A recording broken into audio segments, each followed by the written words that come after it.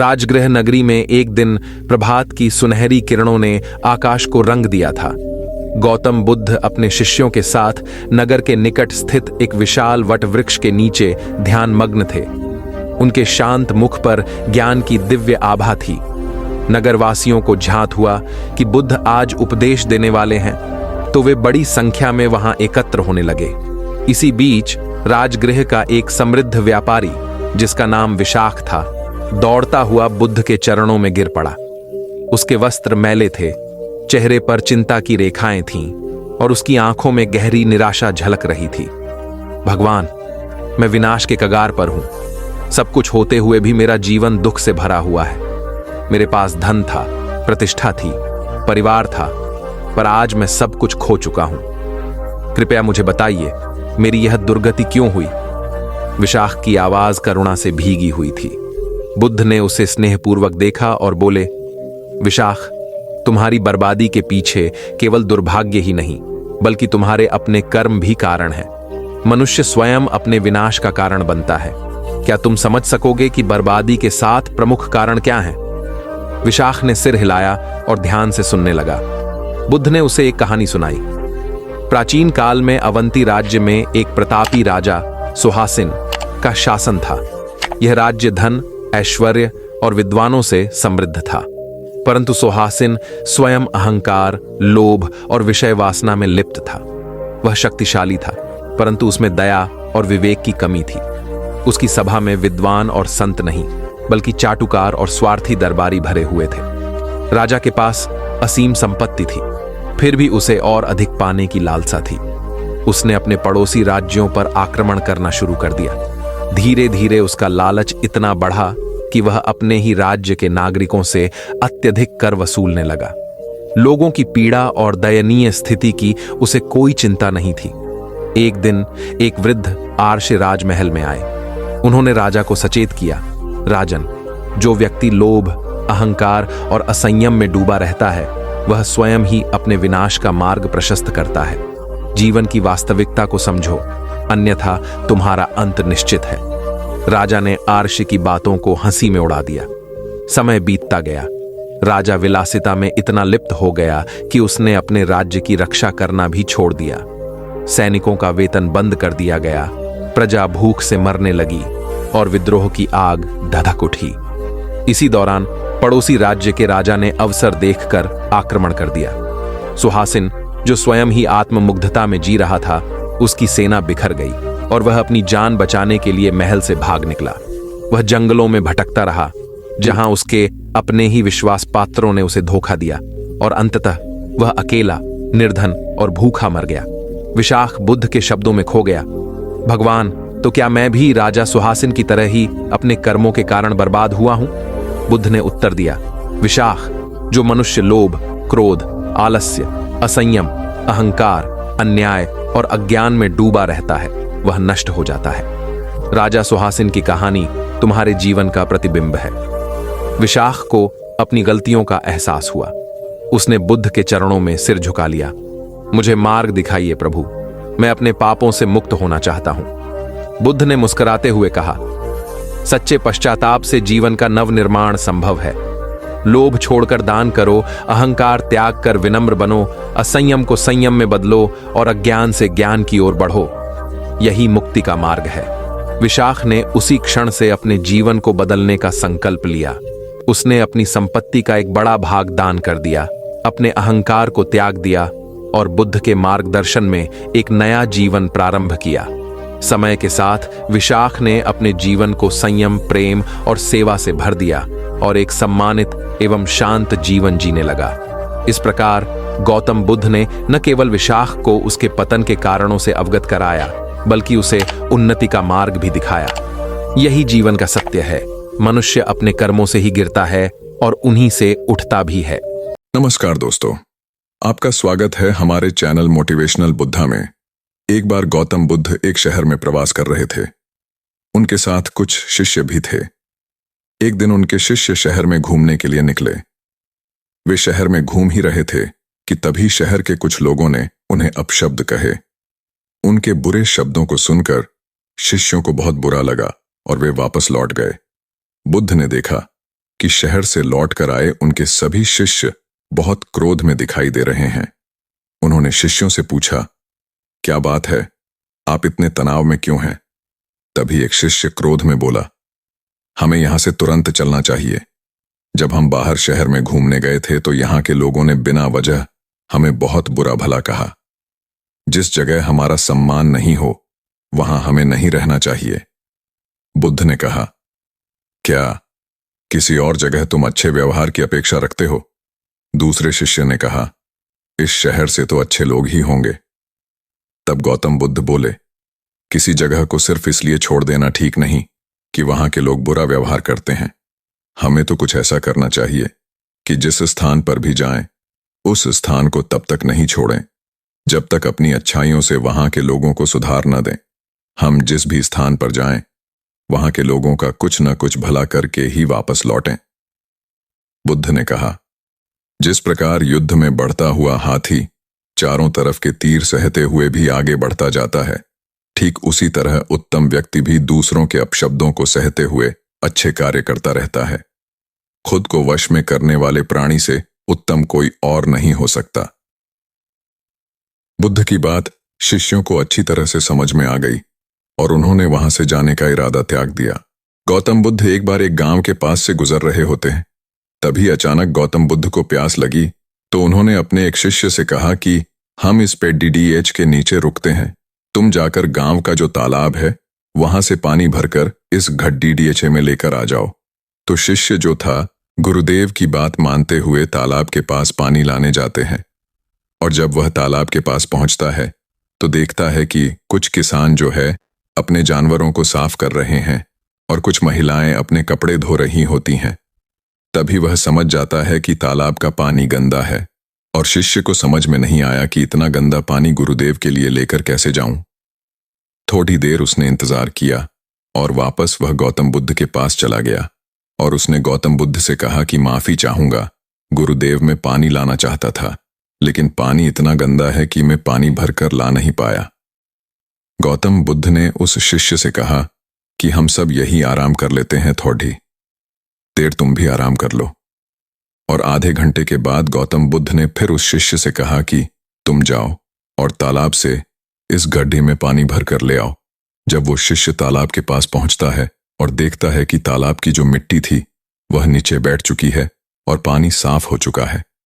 शिष्य ने गड्ढे में पानी भरकर वापस गौतम बुद्ध के पास आया और बोला, गुरुदेव मुझे समझ नहीं आया कि तालाब का पानी साफ कैसे क्या हो गया। तभी गौतम बुद्ध ने शिष्य से कहा, यह बात मैं तुम्हें समझाना चाहता था कि जिस तरह तालाब का पानी आधे घंटे में साफ हो गया, ठीक ऐसा हमारा दिमाग है। मानव सभ्यता ने प्रगति की कई ऊंचाइयों को छुआ है, लेकिन अक्सर यह सफलता किसी न किसी नैतिक या मानवीय आधार को नजरअंदाज कर हासिल की गई है। जब व्यक्ति या समाज अपने मूल सिद्धांतों से भटक जाता है तो वह बर्बादी की ओर अग्रसर हो जाता है। गौतम बुद्ध ने हजारों वर्ष पहले मनुष्य की बर्बादी के उन 7 कारणों की पहचान की थी जो आज भी उतने ही प्रासंगिक हैं। ये 7 कारण हैं: सिद्धांतों के बिना राजनीति, श्रम के बिना धन, विवेक के बिना सुख, चरित्र के बिना ज्ञान, नैतिकता के बिना व्यापार, मानवीयता के बिना विज्ञान और त्याग के बिना पूजा। ये केवल शब्द नहीं बल्कि चेतावनी है। यदि इन्हें नजरअंदाज किया जाए तो न केवल व्यक्ति बल्कि पूरी सभ्यता को विनाश का सामना करना पड़ सकता है। सिद्धांतों के बिना राजनीति लोगों को स्वार्थ और छल के जाल में फंसा देती है। श्रम के बिना धन अन्याय को जन्म देता है और विवेक के बिना सुख हमें भोगवाद की ओर ले जाता है। नैतिकता के बिना व्यापार और मानवीयता के बिना विज्ञान समाज को अनैतिकता और असमानता की खाई में धकेल देते हैं। अंत में त्याग के बिना पूजा केवल दिखावा बनकर रह जाती है। यह विचार न केवल जीवन के हर पहलू में संतुलन बनाए रखने की जरूरत को रेखांकित करता है, बल्कि यह भी सिखाता है कि किसी भी प्रगति की बुनियाद नैतिकता, ईमानदारी और मानवता पर होनी चाहिए। बर्बादी के इन कारणों को समझना और इन्हें टालना ही सच्चे सुख और सफलता की कुंजी है। यह कहानी एक छोटे से गांव में रहने वाले युवा व्यापारी शांतनु की है, जो बुद्ध के बताए 7 बर्बादी के कारणों से शिक्षा पाता है। यह कहानी हमें जीवन में विवेक, संतुलन और नैतिकता का महत्व सिखाती है। तो चलिए हम आपको इस कहानी के माध्यम से समझाते हैं कि वह 7 कारण कौन से हैं जिससे मनुष्य बर्बादी की राह पर चला जाता है। तो चलिए शुरू करते हैं। शांतनु अपने गांव का सबसे सफल व्यापारी था। उसकी आय बढ़ रही थी और वह लगातार नई संपत्तियां खरीद रहा था। लेकिन उसकी सफलता के साथ उसका अभिमान भी बढ़ता गया। उसे लगता था कि उसके पास सब कुछ है और वह दूसरों से श्रेष्ठ है। एक दिन गांव में एक वृद्ध साधु आए।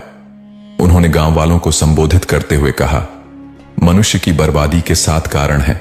वह 7 कारण यह हैं: सिद्धांतों के बिना राजनीति, श्रम के बिना धन, विवेक के बिना सुख, चरित्र के बिना ज्ञान, नैतिकता के बिना व्यापार, मानवीयता के बिना विज्ञान, त्याग के बिना पूजा।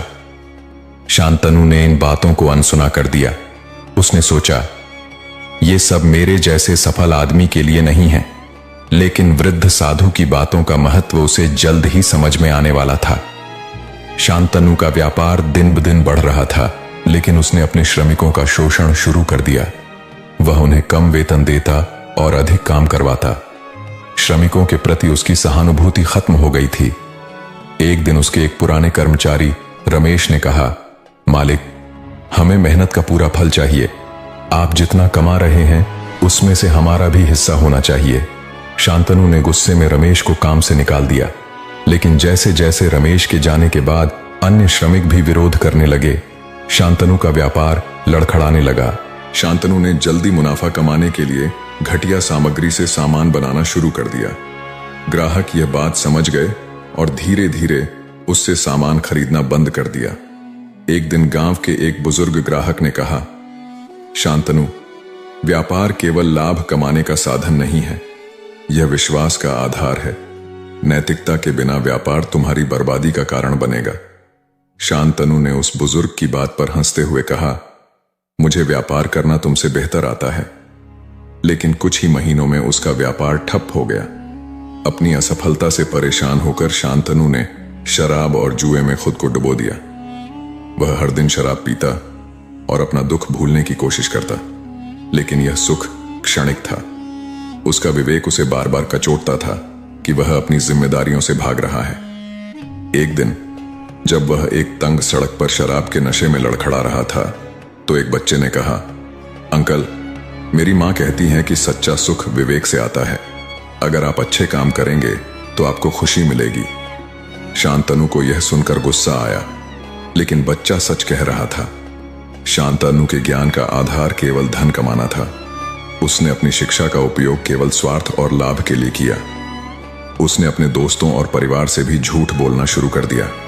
उसका चरित्र गिरने लगा। एक दिन गांव का ही एक व्यक्ति, जिसने शांतनु को एक बड़ा कर्ज दिया था, उससे पैसा वापस मांगने आया। शांतनु ने झूठ बोलते हुए कहा कि उसके पास पैसे नहीं हैं, लेकिन वह व्यक्ति जानता था कि शांतनु झूठ बोल रहा है। उसने पूरे गांव में इस बात का प्रचार कर दिया। शांतनु की प्रतिष्ठा पूरी तरह बर्बाद हो गई। शांतनु ने अपने व्यापार को फिर से खड़ा करने के लिए नई तकनीकों का उपयोग किया। उसने मशीनों से उत्पादन बढ़ाया, लेकिन इससे कई मजदूर बेरोजगार हो गए। उसने इस बात की परवाह नहीं की कि इन मजदूरों के परिवारों का क्या होगा। मजदूरों के विरोध से परेशान होकर शांतनु ने कहा, मेरे व्यापार में विज्ञान का उपयोग मुझे आगे ले जाएगा। तुम्हारी बेरोजगारी मेरी समस्या नहीं है। लेकिन जब गांव वालों ने यह देखा कि शांतनु केवल अपनी भलाई के लिए काम कर रहा है, तो उन्होंने उसका बहिष्कार करना शुरू कर दिया। अपनी दुर्दशा से बचने के लिए शांतनु ने पूजा पाठ शुरू कर दिया। वह हर दिन मंदिर में जाकर भगवान से प्रार्थना करता, लेकिन उसके मन में कोई बदलाव नहीं आया। वह अपने कर्मों का त्याग करने को तैयार नहीं था। एक दिन वही वृद्ध साधु फिर से गांव आए। उन्होंने शांतनु को देखा और कहा, तुम पूजा कर रहे हो, लेकिन तुमने अपने अहंकार, लालच और पापों का त्याग नहीं किया। त्याग के बिना पूजा व्यर्थ है। शांतनु ने गुस्से में साधु से कहा, मुझे तुम्हारी सलाह की जरूरत नहीं है। धीरे धीरे शांतनु की संपत्ति खत्म हो गई। उसके मित्र, परिवार और ग्राहक सभी उससे दूर हो गए। एक दिन वह उसी सड़क पर बैठा हुआ था। जहां से कभी वह रथ में बैठकर गर्व से गुजरता था। उसी समय वृद्ध साधु फिर से वहां से गुजर रहे थे। शांतनु ने रोते हुए उनसे कहा, मुझे माफ कर दीजिए, मैंने आपकी बातें नहीं मानी और आज मैं बर्बाद हो गया हूं। साधु ने मुस्कुराते हुए कहा, हर बर्बादी के पीछे कारण होता है और हर कारण को सुधारने का उपाय भी। अपने जीवन में सिद्धांत, श्रम, विवेक, चरित्र, नैतिकता, मानवीयता और त्याग लाओ, तुम्हारा जीवन फिर से सफल हो जाएगा। शांतनु ने साधु के उपदेश को अपना लिया। उसने श्रमिकों से माफी मांगी, व्यापार में नैतिकता लाई और अपने चरित्र को सुधारने के लिए कड़ी मेहनत की। धीरे धीरे उसने अपनी खोई हुई प्रतिष्ठा और व्यापार को वापस पा लिया। अब शांतनु एक ऐसा व्यापारी बन गया था जो केवल लाभ नहीं बल्कि मानवता, नैतिकता और विवेक के साथ काम करता था। बुद्ध द्वारा बताए गए 7 बर्बादी के कारण केवल शब्द नहीं बल्कि जीवन जीने के नियम हैं। यह कहानी हमें सिखाती है कि सफलता और सुख के लिए नैतिकता, विवेक और त्याग का होना अनिवार्य है। दोस्तों, जाने अनजाने में हम कुछ ऐसी गलतियां कर देते हैं जिसका पछतावा हमें बाद में होता है।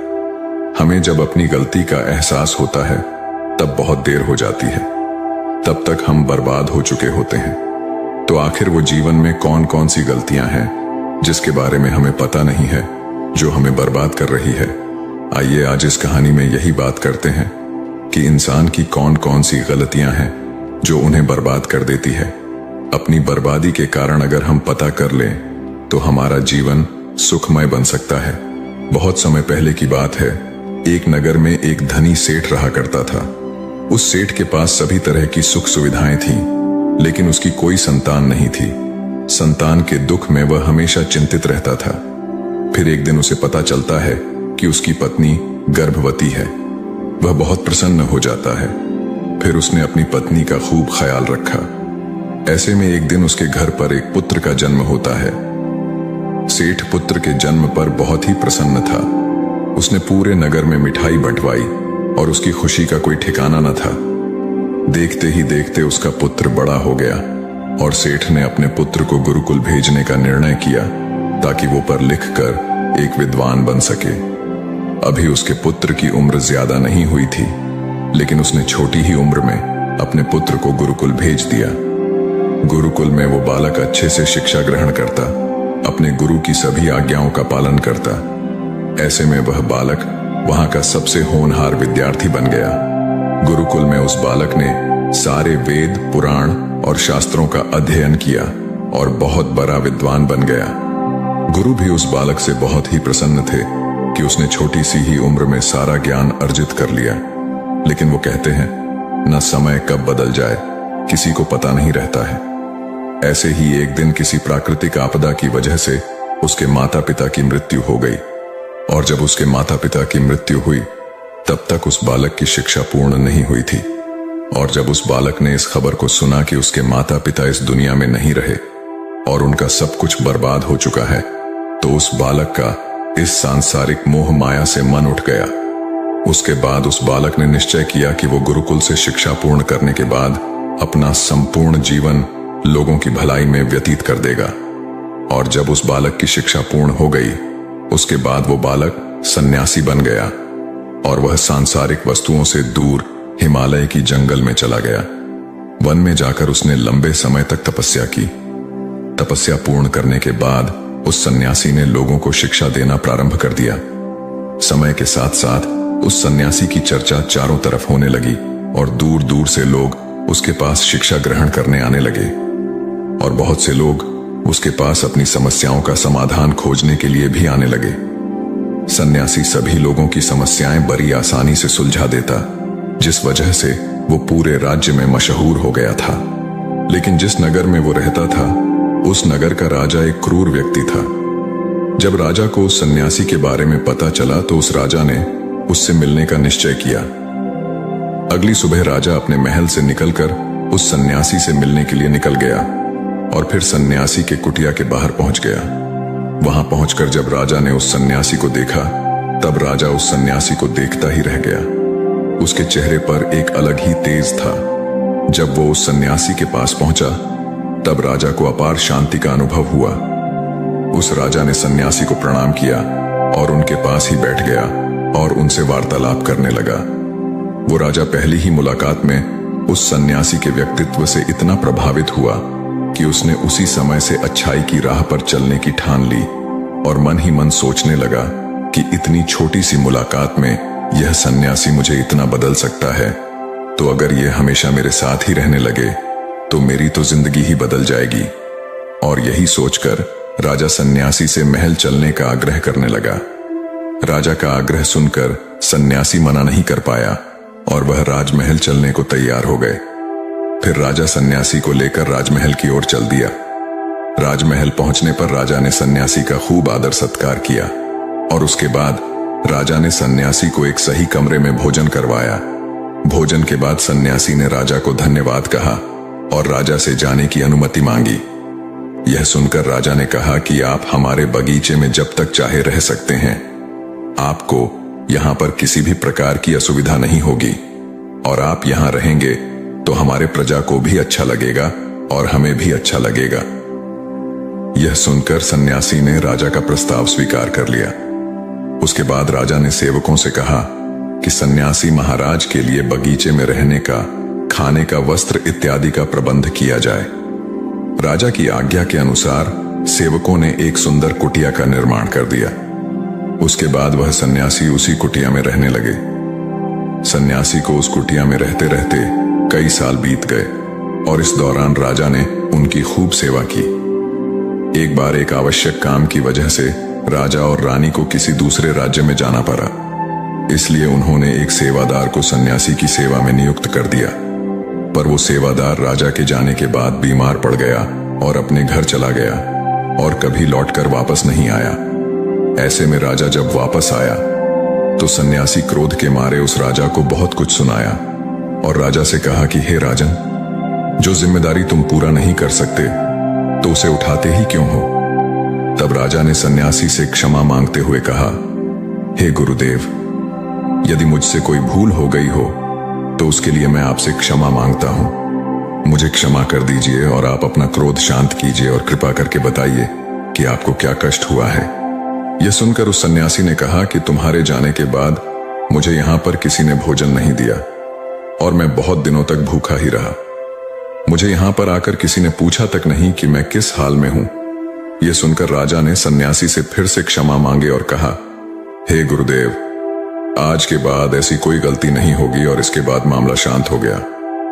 जब राजा और सन्यासी के बीच वार्तालाप हो रही थी तब रानी भी ये सारी बातें चुपके से सुन रही थी और सब कुछ देख रही थी।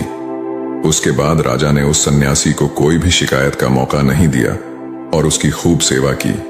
परंतु कुछ दिनों बाद राजा को फिर किसी आवश्यक कार्य से अपने राज्य से बाहर जाना पड़ा। लेकिन इस बार राजा ने राज्य से बाहर जाने से पहले अपने रानी को कहा कि जब तक मैं नहीं आऊं तब तक आप स्वयं सन्यासी की देखभाल करोगी। यह सुनकर रानी ने कहा कि जी महाराज, आप निश्चिंत होकर जाइए, मैं सन्यासी महाराज की अच्छे से सेवा करूंगी।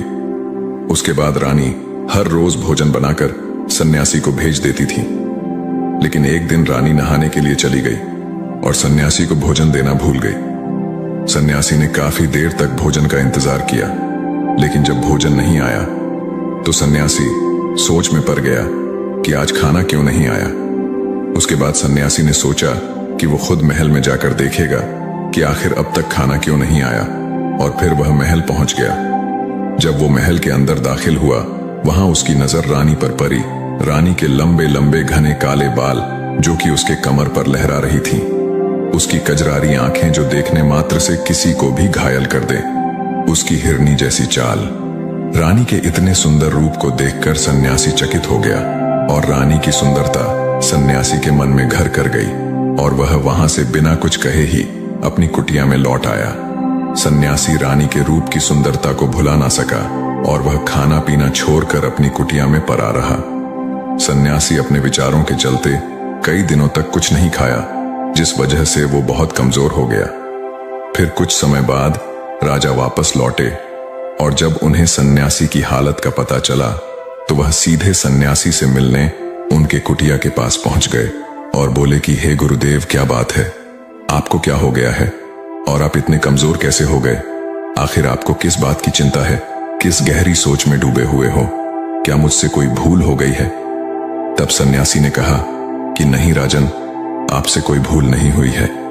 यह सुनकर राजा ने कहा, तो फिर आखिर क्या बात है? आप मुझे बताइए, मैं आपकी परेशानी जरूर हल करूंगा। यह सुनकर सन्यासी ने राजा से कहा कि हे राजन, मैं आपके रानी की अद्भुत सुंदरता को देखकर उनके विचारों में खो गया हूं और अब मैं रानी के बिना जिंदा भी नहीं रह सकता। यह बातें सुनकर राजा हैरान रह गया और कुछ देर सोचने के बाद राजा ने उस सन्यासी से कहा, मैं आपको रानी दे दूंगा। यह बात सुनते ही सन्यासी बहुत प्रसन्न हो गया। फिर राजा सन्यासी को लेकर महल चले गए और जब राजा सन्यासी को लेकर महल पहुंचे, उस दिन रानी ने सबसे सुंदर वस्त्र पहनी हुई थी। फिर राजा रानी के पास पहुंचे और रानी से कहा कि आपको इस सन्यासी की मदद करनी चाहिए। यह बहुत कमजोर पड़ गए हैं और मैं नहीं चाहता कि किसी ज्ञानी पुरुष की हत्या का कलंक मेरे सर पर लगे। उसके बाद राजा ने रानी से पूछा कि क्या आप इस कलंक को अपने सिर लेना चाहेंगे? राजा की यह बात सुनकर रानी ने राजा से पूछा कि आखिर इस सन्यासी के दुख का कारण क्या है?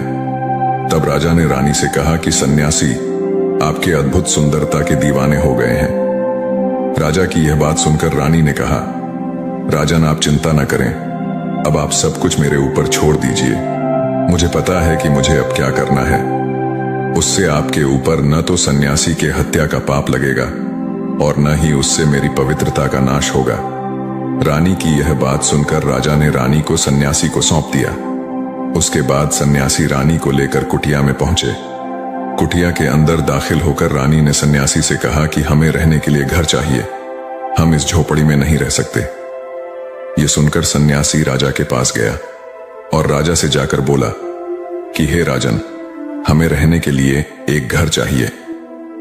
सन्यासी की बात सुनकर राजा ने उनके लिए घर का प्रबंध कर दिया। फिर सन्यासी रानी को लेकर घर पहुंचा। जब रानी सन्यासी के साथ उस घर पर पहुंची, तब रानी ने कहा कि यह घर तो बहुत गंदा है और इसकी हालत बहुत खराब है, मैं इस घर में नहीं रह सकती। यह सुनकर फिर से वो सन्यासी राजा के पास गया और राजा के पास जाकर बोला, हे राजन, आपने जो हमें घर दिया है उस घर की हालत बहुत खराब है। सन्यासी की बात सुनकर राजा ने घर की हालत ठीक करवा दी। उसके बाद फिर रानी घर के अंदर गई और नहा धोकर बिस्तर पर आ गई। फिर सन्यासी भी बिस्तर पर आ गया। फिर उसके बाद रानी ने सन्यासी से कहा कि आपको पता है आप कौन हैं और अब आप क्या बन गए हैं। आप एक महान सन्यासी थे जिसके लिए राजा स्वयं सारी सुविधाएं उपलब्ध कराते थे। ऐसा सन्यासी जिसके पास लोग दूर दूर से ज्ञान ग्रहण करने के लिए आते थे, जो लोगों को सत्य की राह दिखाया करते थे, जो लोगों की समस्याओं का समाधान करते थे, जिनको सभी लोग सर्वश्रेष्ठ गुरु मानने लगे थे, जिनकी लोग भगवान के रूप में भी पूजा किया करते थे। और आज आप अपने वासना के कारण मेरे गुलाम बन गए हैं। रानी की ये सारी बातें सुनकर उस सन्यासी को बड़ा झटका लगा और उसे महसूस हुआ कि वो तो एक सन्यासी है और वो ये सब क्या कर रहा है। वो तो इन सारी सुख सुविधाओं को छोड़कर शांति की तलाश में वन में चला गया था। जब सन्यासी को सुध-बुध आई तो वो जोर जोर से रोने लगा और चिल्लाने लगा और रानी से कहने लगा, मुझे क्षमा कीजिए महारानी, मैं ये क्या करने जा रहा था। मैं अभी इसी वक्त आपको राजा के पास सौंप कर आता हूं। सन्यासी की ये बात सुनकर रानी ने सन्यासी से प्रश्न किया कि हे गुरुदेव, मेरे मन में भी एक प्रश्न उठ रहा है, कृपया मेरे प्रश्न का उत्तर दीजिए। रानी की यह बात सुनकर सन्यासी ने कहा, पूछो, तुम्हारा क्या प्रश्न है। फिर रानी ने कहा, जब आपको उस दिन भोजन नहीं मिला तो आप बहुत क्रोधित हो गए थे। तब मैंने आपका यह रूप पहली बार देखा था और तभी से मैं आपके व्यवहार में परिवर्तन महसूस कर रही हूं। ऐसा क्यों हुआ गुरुदेव? आखिर आपको इतना क्रोध क्यों आया? आपने तो शांति की प्राप्ति कर ली थी।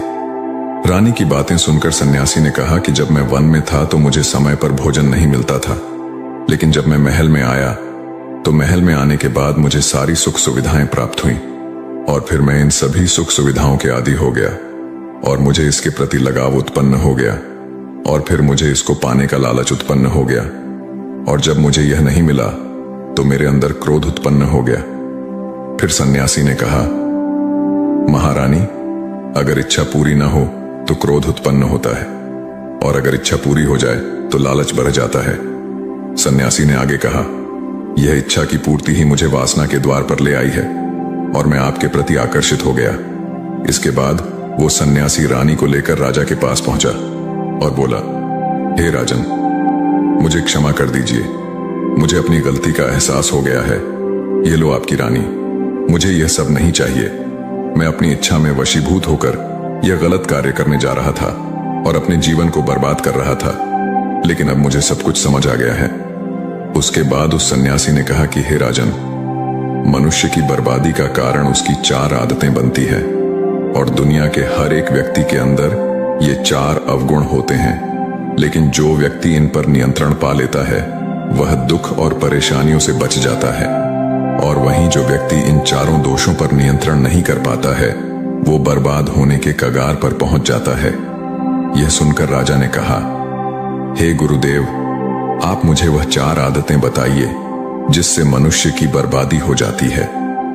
फिर सन्यासी ने राजा को मनुष्यों को बर्बाद कर देने वाली 4 आदतों के बारे में बताया कि हे राजन, मनुष्यों को बर्बाद करने वाली पहली आदत है उसकी इच्छा, क्योंकि इच्छा ही दुनिया के हर एक व्यक्ति के अंदर पहला अवगुण होता है, और जो व्यक्ति अपनी इच्छाओं को नियंत्रण में नहीं रख पाता है वह जीवन में किसी भी जगह सफल नहीं हो पाता है, क्योंकि जैसे ही उसकी एक इच्छा पूरी होती है वह दूसरे की ओर बढ़ाने लगता है, और दूसरी पूरी होती है तो तीसरी इच्छा उसके मन में जागृत हो जाती है, और फिर ऐसा करते करते इच्छाओं पर नियंत्रण न होने के कारण इंसान के मन में संतोष का भाव नहीं आ पाता है और इसी जाल में उलझा रहता है, दुखी रहता है।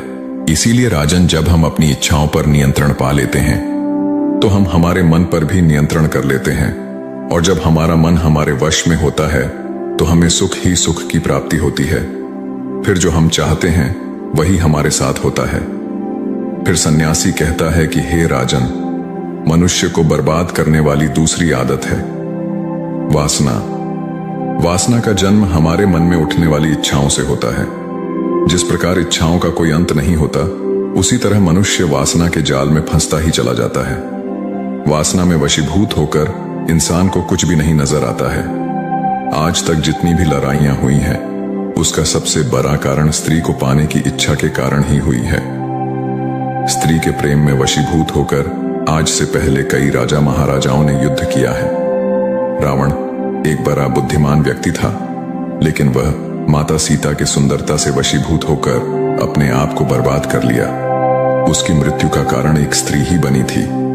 कई राजा महाराजा तो युद्ध में इसलिए हार गए क्योंकि वो लोग स्त्रियों से रासलीला रचाने में ही रह गए। ईश्वर ने तो स्त्री की उत्पत्ति इस संसार को बनाने के लिए की है, लेकिन आजकल लोगों ने इसे अपना वासना का रूप बना लिया है।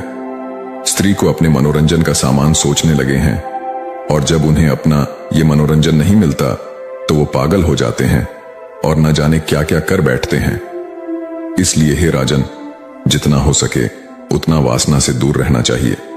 फिर सन्यासी कहते हैं कि हे राजन, मनुष्य को बर्बाद करने वाली तीसरी आदत है क्रोध, क्योंकि जब मनुष्य की वासना की पूर्ति नहीं होती है तो उसके अंदर क्रोध उत्पन्न हो जाता है, और जब व्यक्ति को क्रोध आता है तो उस पर उसका नियंत्रण नहीं होता है, और फिर वह क्रोध में आकर कई गलत निर्णय ले लेता है।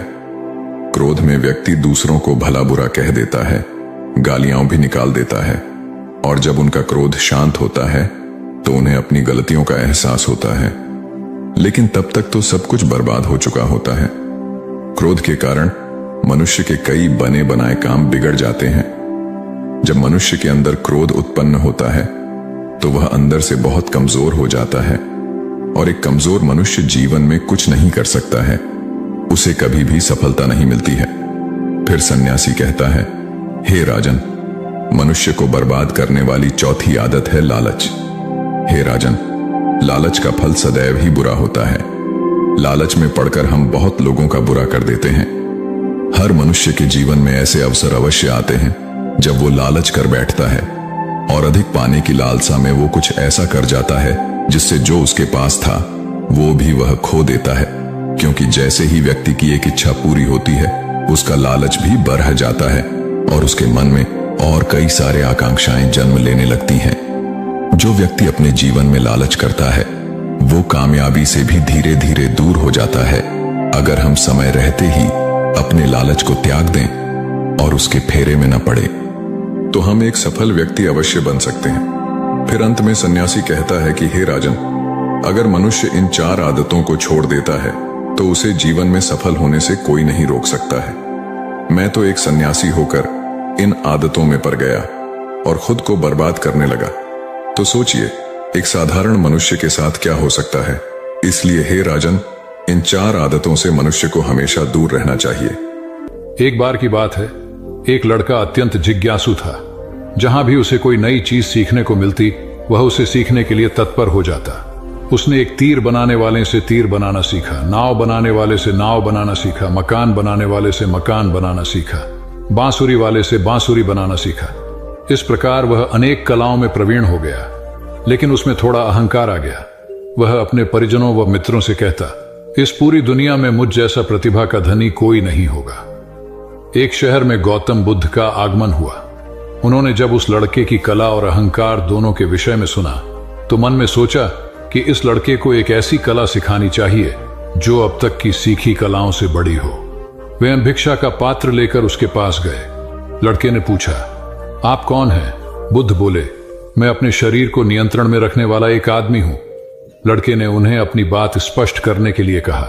तब उन्होंने कहा, जो तीर चलाना जानता है वह तीर चलाता है, जो नाव चलाना जानता है वह नाव चलाता है, जो मकान बनाना जानता है वह मकान बनाता है, मगर जो ज्ञानी है वह स्वयं पर शासन करता है। लड़के ने पूछा, वह कैसे? बुद्ध ने उत्तर दिया, यदि कोई उसकी प्रशंसा करता है तो वह अभिमान से फूलकर खुश नहीं हो जाता, और यदि कोई उसकी निंदा करता है तो भी वह शांत बना रहता है। ऐसा व्यक्ति ही सदैव आनंद में रहता है। लड़का जान गया कि सबसे बड़ी कला स्वयं को वश में रखना है। कथा सार यह है कि आत्मनियंत्रण जब सध जाता है तो संभव आता है, और यही संभव अनुकूल प्रतिकूल दोनों स्थितियों में हमें प्रसन्न रखता है। सिद्धार्थ ने मौन का महत्व समझाया। कथा सिद्धार्थ के जीवन के उस दौर की है जब वे बुद्धत्व को प्राप्त नहीं हुए थे और निरंजना नदी के तटीय वनों में वृक्ष के नीचे ध्यान करते थे। सिद्धार्थ प्रतिदिन ध्यान करने के बाद पास के किसी गांव में चले जाते और भिक्षा मांगकर लौट आते। कुछ दिनों के बाद उन्होंने भिक्षाटन पर जाना बंद कर दिया, क्योंकि एक गांव के प्रधान की छोटी बेटी सुजाता उनके लिए नित्य भोजन लाने लगी। सिद्धार्थ को वह बड़े स्नेह से भोजन कराती थी। कुछ दिनों बाद उसी गांव का एक चरवाहा भी सिद्धार्थ से प्रभावित होकर उनके पास आने लगा। उसका नाम स्वस्थ था। एक दिन स्वस्थ से सिद्धार्थ बातें कर रहे थे कि सुजाता भोजन लेकर आई। जैसे ही सिद्धार्थ ने भोजन करना शुरू किया, उन्होंने बातचीत बंद कर दी। जितनी देर तक वे भोजन करते रहे बिल्कुल चुप रहे और वहां सन्नाटा छाया रहा। स्वस्थ को हैरानी हुई। उसने सिद्धार्थ के भोजन करने के उपरांत उनसे पूछा, गुरुदेव, आप मेरे आने के बाद निरंतर वार्तालाप करते रहे, किंतु भोजन के समय एक शब्द भी नहीं बोले। इसका क्या कारण है? सिद्धार्थ बोले, भोजन का निर्माण बड़ी कठिनाई से होता है। किसान पहले बीज बोता है, फिर पौधों की रखवाली करता है और तब कहीं जाकर अनाज पैदा होता है। फिर घर की महिलाएं उसे बड़े जतन से खाने योग्य बनाती हैं। इतनी कठिनाई से तैयार भोजन का पूरा आनंद तभी संभव है जब हम पूर्णतः मौन हों। भोजन के दौरान मैं मौन रहकर उसका पूरा स्वाद लेता हूं। वस्तुतः शांति से किया गया भोजन न केवल शारीरिक भूख को तृप्त करता है, बल्कि मानसिक आनंद और सात्विक ऊर्जा भी देता है। बुद्ध ने संयम रखना सिखाया। बुद्ध के पास उनका एक शिष्य आया और बौखलाए स्वर में बोला, जमींदार राम सिंह ने मेरा अपमान किया है, आप सभी चलें, उसे सबक सिखाना होगा। बुद्ध बोले, प्रियवर, सच्चे बौद्ध का अपमान करने की शक्ति किसी में नहीं होती। तुम इस बात को भुला दो। जब प्रसंग भुला दोगे तो अपमान कहां बचा रहेगा। शिष्य ने कहा, उसने आपके प्रति भी अपशब्दों का प्रयोग किया था। आप चलिए तो सही। आपको देखते ही वह शर्मिंदा हो जाएगा और क्षमा मांग लेगा। इससे मैं संतुष्ट हो जाऊंगा। बुद्ध कुछ विचार कर बोले, अच्छा, यदि ऐसी बात है तो मैं अवश्य ही राम जी के पास चलकर उसे समझाने का प्रयास करूंगा। शिष्य ने आतुर होकर कहा, चलिए, नहीं तो रात हो जाएगी। बुद्ध ने कहा, रात आएगी तो क्या, रात के पश्चात दिन भी तो आएगा। यदि तुम वहां चलना आवश्यक ही समझते हो तो मुझे कल याद दिलाना, कल चलेंगे। दूसरे दिन बात आई गई हो गई। शिष्य अपने काम में लग गया और बुद्ध अपनी साधना में लीन हो गए। दोपहर होने पर बुद्ध ने शिष्य से पूछा, आज राम जी के पास चलना है? शिष्य ने कहा, नहीं, मैंने जब घटना पर फिर से विचार किया तो मुझे इस बात का आभास हुआ कि भूल मेरी ही थी। अब राम जी के पास चलने की कोई जरूरत नहीं है। बुद्ध ने मुस्कुराकर कहा, अगर हम तुरंत प्रतिक्रिया देने से बचें तो हमारे भीतर की कटुता समाप्त हो जाती है।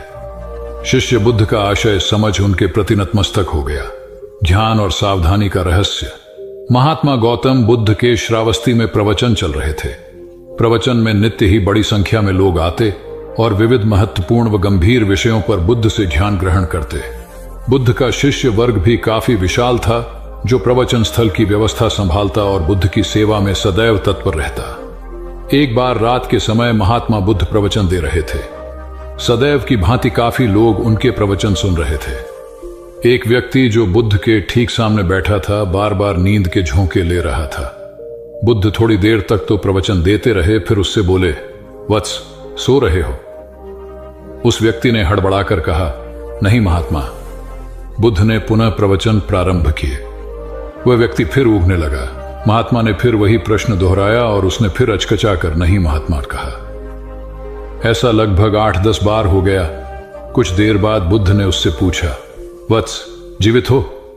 हर बार की तरह इस बार भी उसने कहा, नहीं महात्मा। यह सुनकर उपस्थित श्रोताओं में हंसी की लहर दौड़ गई और वह व्यक्ति पूर्णतः चैतन्य हो गया। तब बुद्ध गंभीर होकर बोले, वत्स, निद्रा में तुम्हारे मुख से सही उत्तर मिल ही गया। जो निद्रा में है वह मृतक समान ही है। महात्मा बुद्ध का संकेत था कि गुरु से ज्ञान ग्रहण करते वक्त सजगता अत्यंत आवश्यक है। गाफिल रहने की स्थिति में ज्ञान की प्राप्ति पूर्ण नहीं होती और अधकचरा ज्ञान सदैव खतरनाक साबित होता है। एक क्रोधी ने बौद्ध धर्म अपनाया। बौद्ध भिक्षु बोधि धर्म भ्रमण करते हुए एक गांव में पहुंचे। लोग उनका बहुत आदर करते थे। बोधि धर्म व उनके शिष्यों का ग्रामीणों ने हार्दिक सत्कार किया और फिर उनके पवित्र वचनों को सुनने के लिए उनके आसपास एकत्रित हो गए। बोधि धर्म लोगों को धर्म और आचरण विषयक अच्छी बातें सरल भाषा में समझाने लगे। तभी वहां एक व्यक्ति आया और बोधि धर्म को अपशब्द कहने लगा। उपस्थित जनसमूह ने उसे रोकने का बहुत प्रयास किया, किंतु वह नहीं माना तथा अनवरत बोधि धर्म को बुरा भला कहता रहा। लोगों ने कहा कि महाराज, यह व्यक्ति कितना उद्दंड है, निरर्थक ही आपको अपशब्द कह रहा है। बोधि धर्म उस व्यक्ति के इस आचरण पर कदापि क्रोधित नहीं हुए और लोगों से बोले कि यह भविष्य में मेरा सबसे बड़ा भक्त बनने वाला है। लोगों ने पूछा कि कैसे? बोधि धर्म ने उत्तर दिया, कोई कुम्हार के यहां घड़ा लेने जाता है तो घड़े को बजाकर देखा जाता है कि वह फूटा हुआ तो नहीं है। जब 1-2 रुपए के घड़े को कोई इतनी परख कर सकता है तो भला जिसे गुरु मानना है उसे 10-20 गालियां दिए बगैर कैसे पहचानेगा? पहले वह परीक्षा लेगा कि गुरु में धैर्य, आक्रोश व समता भाव कितना है। यह जानने के बाद ही तो वह गुरु को स्वीकारेगा। इसलिए यह व्यक्ति मुझे निरर्थक ही अपशब्द नहीं कह रहा है। और आगे चलकर वास्तव में वह व्यक्ति बोधि धर्म का सबसे बड़ा भक्त बना। किसी को शिक्षा देने से पूर्व स्वयं का आचरण भी तदनुरूप होना चाहिए, तभी गुरु का महान पद मिलता है। वस्तुतः गुरु की गुरुता तभी स्वीकारी जाती है जबकि उसमें सदाचरण के सभी लक्षण मौजूद हों। साधना का महत्व। महात्मा बुद्ध ज्ञान प्राप्ति के लिए घोर तप में लगे थे। उन्होंने शरीर को काफी कष्ट दिया, यात्राएं की, घने जंगलों में कठिन साधना की, पर आत्मज्ञान की प्राप्ति नहीं हुई। निराश हो बुद्ध सोचने लगे, मैंने अभी तक कुछ भी प्राप्त नहीं किया, अब आगे क्या कर पाऊंगा? निराशा, अविश्वास के इन नकारात्मक भावों ने उन्हें क्षुब्ध कर दिया। कुछ ही क्षणों के बाद उन्हें प्यास लगी। वे थोड़ी दूर स्थित एक झील तक पहुंचे। वहां उन्होंने एक दृश्य देखा कि एक नन्ही सी गिलहरी के 2 बच्चे झील में डूब गए। पहले तो वह गिलहरी जड़वत बैठी रही, फिर कुछ देर बाद उठकर झील के पास गई, अपना सारा शरीर झील के पानी में भिगोया और फिर बाहर आकर पानी झाड़ने लगी। ऐसा वह बार बार करने लगी। बुद्ध सोचने लगे कि इस गिलहरी का प्रयास कितना मूर्खतापूर्ण है। क्या कभी यह इस झील को सुखा सकेगी?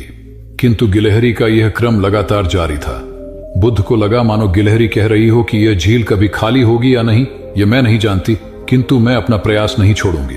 अतः उस छोटी सी गिलहरी ने भगवान बुद्ध को अपने लक्ष्य मार्ग से विचलित होने से बचा लिया।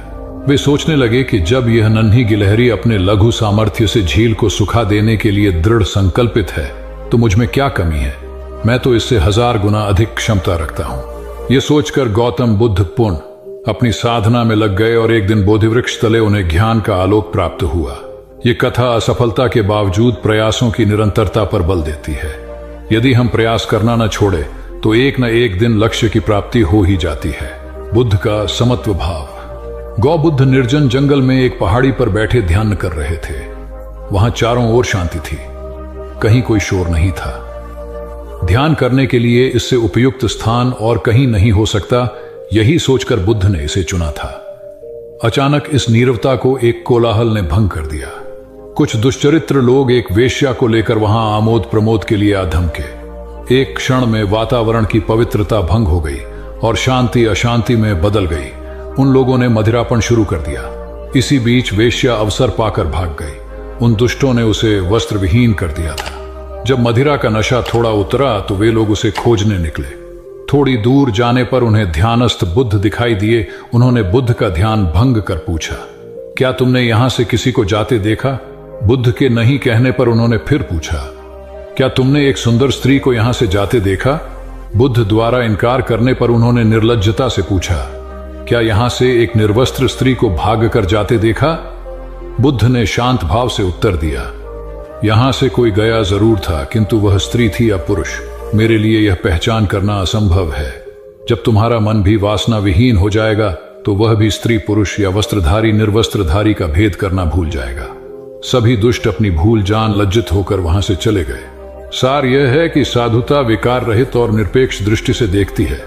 वहां प्राणी मात्र में किसी प्रकार के भेद के लिए कोई स्थान नहीं होता। आत्मा साक्षात्कार आवश्यक है। जीवन में एक अज्ञात भय ऐसा है जो ज्ञात भी है परंतु है सबसे बड़ा, और वह है मृत्यु का भय। उम्र, मौत और जिंदगी, इन तीनों के मामले में संसारी और साधु का फर्क देखें तो भय मुक्त हुआ जा सकता है। संत कितना जिए यह महत्वपूर्ण नहीं होता, कैसे जिए यह उपयोगी होता है। देह त्यागने के पूर्व बुद्ध ने जो अंतिम वाक्य कहे थे उसे समझा जाना चाहिए। हंद दानी भिक्खवे आमंत यामी वो, वह धमा संरवारा अपमादीन संपादे था इति, अर्थात हर वस्तु नाशवान है। जीवन का संपादन अप्रमाद के साथ करो। आलस्य के साथ वासना का समावेश हो जाए तो प्रमाद शुरू होता है।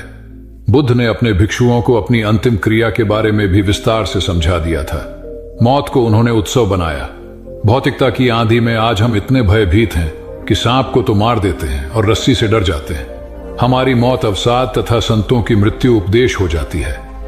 इसे दिव्य बनाने का प्रयास उम्र के हर पल में और जिंदगी के हर पड़ाव पर सतत करना होगा।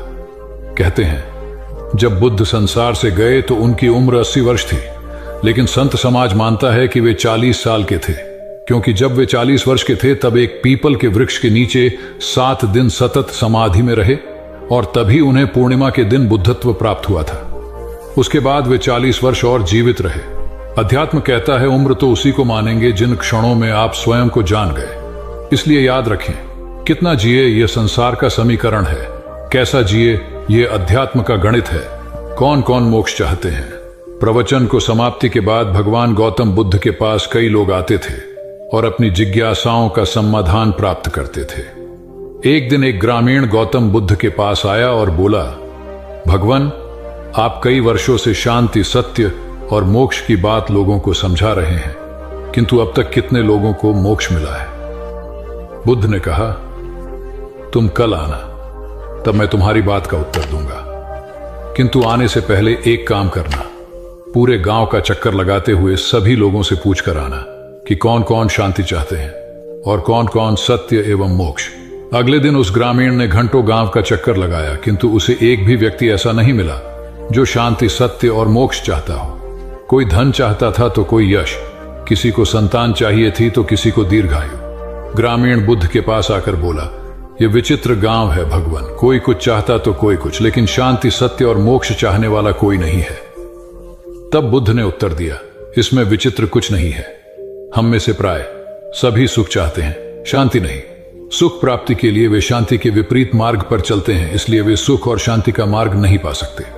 सार ये है कि व्यक्ति सुख की खोज भौतिकता में करता है, जो निरंतर लिप्सा को बढ़ाती है और लिप्सा कभी शांति नहीं आने देती। शांति का मार्ग संतोष और सीमित चाह में निहित होता है तथा शांति ही सही मायनों में सुख का वाहक है, क्योंकि सुख शरीर से बढ़कर आत्मा का विषय है। मैं आत्म विजय का प्रतीक हूं। एक बौद्ध ब्रह्मचारी ने कई देशों में घूमकर विभिन्न कलाएं सीखी। एक देश में उसने एक व्यक्ति से बाण बनाने की कला सीखी। कुछ दिनों के बाद वह अन्य देश में गया। वहां उसने नौ निर्माण कलाएं सीखी, क्योंकि वहां बहुतायत में जहाज बनाए जाते थे। फिर वह किसी तीसरे देश में गया तो कई ऐसे व्यक्तियों के संपर्क में आया जो गृह निर्माण करते थे। यहां उसने गृह निर्माण कला सीखी। इस प्रकार वह 16 देशों में गया और कई कलाओं का झांता होकर लौटा।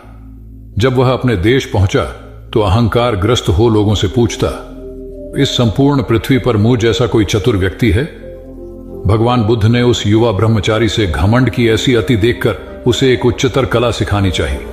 वे एक वृद्ध भिखारी का वेश बनाकर हाथ में भिक्षा पत्र लिए उसके सामने गए। ब्रह्मचारी ने बड़े अभिमान से पूछा, कौन हो तुम? बुद्ध बोले, मैं आत्म विजय का पथिक हूं। ब्रह्मचारी ने उसके कथन का अर्थ जानना चाहा तो वे बोले, ये शुकर बाण बना लेता है, नौ चालक जहाज पर नियंत्रण रख लेता है, गृह निर्माता घर भी बना लेता है, किंतु वह तो महाविद्वान नहीं होगा जो अपने शरीर और मन पर विजय पा सके। संसार की प्रशंसा व अपशब्द दोनों ही दशाओं में जिसका मन स्थिर रहे वही साधक शांति व निर्वाण को प्राप्त करता है। गौतम बुद्ध की इन बातों को सुनकर ब्रह्मचारी को अपनी भूल का एहसास हुआ। वस्तुतः अहंकार का त्याग ही ईश उपलब्धि का द्वार है, इसलिए ईश्वर की प्राप्ति के इच्छुक भक्त को अहंकार से सर्वथा मुक्त रहना चाहिए। महात्मा बुद्ध ज्ञान प्राप्ति के लिए घोर तप में लगे थे। उन्होंने शरीर को काफी कष्ट दिया, यात्राएं की, घने जंगलों में कठिन साधना की, पर आत्मज्ञान की प्राप्ति नहीं हुई। निराश हो बुद्ध सोचने लगे, मैंने अभी तक कुछ भी प्राप्त नहीं किया, अब आगे क्या कर पाऊंगा? निराशा, अविश्वास के इन नकारात्मक भावों ने उन्हें क्षुब्ध कर दिया। कुछ ही क्षणों के बाद उन्हें प्यास लगी। वे थोड़ी दूर स्थित एक झील तक पहुंचे। वहां उन्होंने एक दृश्य देखा कि एक नही सी गिलहरी के 2 बच्चे झील में डूब गए। पहले तो वह गिलहरी जड़वत बैठी रही, फिर कुछ देर बाद उठकर झील के पास गई, अपना सारा शरीर झील के पानी में भिगोया और फिर बाहर आकर पानी झाड़ने लगी। ऐसा वह बार बार करने लगी। बुद्ध सोचने लगे कि इस गिलहरी का प्रयास कितना मूर्खतापूर्ण है। क्या कभी यह इस झील को सुखा सकेगी? किंतु गिलहरी का यह क्रम लगातार जारी था। बुद्ध को लगा मानो गिलहरी कह रही हो कि यह झील कभी खाली होगी या नहीं, यह मैं नहीं जानती, किंतु मैं अपना प्रयास नहीं छोड़ूंगी। अतः उस छोटी सी गिलहरी ने भगवान बुद्ध को अपने लक्ष्य मार्ग से विचलित होने से बचा लिया। वे सोचने लगे कि जब यह नन्ही गिलहरी अपने लघु सामर्थ्य से झील को सुखा देने के लिए दृढ़ संकल्पित है तो मुझ में क्या कमी है? मैं तो इससे 1000 गुना अधिक क्षमता रखता हूं। यह सोचकर गौतम बुद्ध पुनः अपनी साधना में लग गए और एक दिन बोधिवृक्ष तले उन्हें ज्ञान का आलोक प्राप्त हुआ। यह कथा असफलता के बावजूद प्रयासों की निरंतरता पर बल देती है। यदि हम प्रयास करना न छोड़े तो एक न एक दिन लक्ष्य की प्राप्ति हो ही जाती है। बुद्ध अपने साधना काल में एक निर्जन स्थान पर ध्यान मग्न बैठे थे। इसी स्थान पर एक यक्ष का वास था। यह बात बुद्ध को झांत नहीं थी। वे तो वहां पहुंचे और शांत वातावरण देखकर ध्यान मग्न हो गए। उस समय यक्ष वहां पर नहीं था। रात होने पर जब वह आया तो उस स्थान पर एक अनजान व्यक्ति को देखकर आग बबूला हो गया। बड़े जोर से वह दहाड़ा, किंतु बुद्ध का ध्यान भंग नहीं हुआ। यक्ष ने उन्हें हाथी का रूप धारण कर डराना चाहा, किंतु बुद्ध यथावत ध्यान मग्न बैठे रहे। उसने बुद्ध को डराने के लिए क्रमशः शेर, चीता, बाघ आदि का रूप धारण किया, किंतु बुद्ध अविचलित ही बने रहे। अंत में उसने भयंकर विषधर का रूप धारण कर उनके पैर के अंगूठे को ढंस लिया, किंतु बुद्ध पर उसके विष का भी कोई असर नहीं हुआ। वे अब भी अप्रभावित रहे। विषधर उनके शरीर पर चढ़ गया और उनके गले से लिपटकर उन्हें जोरों से काट लिया, लेकिन इतने प्रयासों के बावजूद भी बुद्ध की साधना को भंग नहीं कर पाया। थक हार कर नीचे उतर आया और उनसे कुछ कदमों की दूरी पर लेटकर अपनी थकान उतारने लगा। ध्यान पूर्ण होने पर बुद्ध ने उसकी तरफ देखा और उसे बहुत स्नेह से दुलारा। उनका निश्चल प्रेम देखकर सर्प का विष अमृत बन गया और यक्ष ने श्रद्धापूर्वक बुद्ध को नमन किया। कहानी का सार यह है कि मन की कलुषता पर एकाग्रता, स्नेह और संभव से ही विजय प्राप्त की जा सकती है। बौद्ध भिक्षु बोधि धर्म भ्रमण करते हुए एक गांव में पहुंचे। लोग उनका बहुत आदर करते थे। बोधि धर्म व उनके शिष्यों का ग्रामीणों ने हार्दिक सत्कार किया और फिर उनके पवित्र वचनों को सुनने के लिए उनके आसपास एकत्रित हो गए। बोधिधर्म लोगों को धर्म और आचरण विषयक अच्छी बातें सरल भाषा में समझाने लगे। तभी वहां एक व्यक्ति आया और बोधिधर्म को अपशब्द कहने लगा। उपस्थित जनसमूह ने उसे रोकने का बहुत प्रयास किया, किंतु वह नहीं माना तथा अनवरत बोधिधर्म को बुरा भला कहता रहा। लोगों ने कहा कि महाराज, ये व्यक्ति कितना उद्दंड है, निरर्थक ही आपको अपशब्द कह रहा है। बोधिधर्म उस व्यक्ति के इस आचरण पर कदापि क्रोधित नहीं हुए और लोगों से बोले कि यह भविष्य में मेरा सबसे बड़ा भक्त बनने वाला है। लोगों ने पूछा कि कैसे? बोधिधर्म ने उत्तर दिया, कोई कुम्हार के यहां घड़ा लेने जाता है तो घड़े को बजाकर देखा जाता है कि वह फूटा हुआ तो नहीं है। जब 1-2 रुपए के घड़े को कोई इतनी परख कर सकता है तो भला जिसे गुरु मानना है उसे 10-20 गालियां दिए बगैर कैसे पहचानेगा? पहले वह परीक्षा लेगा कि गुरु में धैर्य, आक्रोश व समता भाव कितना है। यह जानने के बाद ही तो वह गुरु को स्वीकारेगा। इसलिए यह व्यक्ति मुझे निरर्थक ही अपशब्द नहीं कह रहा है और आगे चलकर वास्तव में वह व्यक्ति बोधिधर्म का सबसे बड़ा भक्त बना। किसी को शिक्षा देने से पूर्व स्वयं का आचरण भी तदनुरूप होना चाहिए, तभी गुरु का महान पद मिलता है।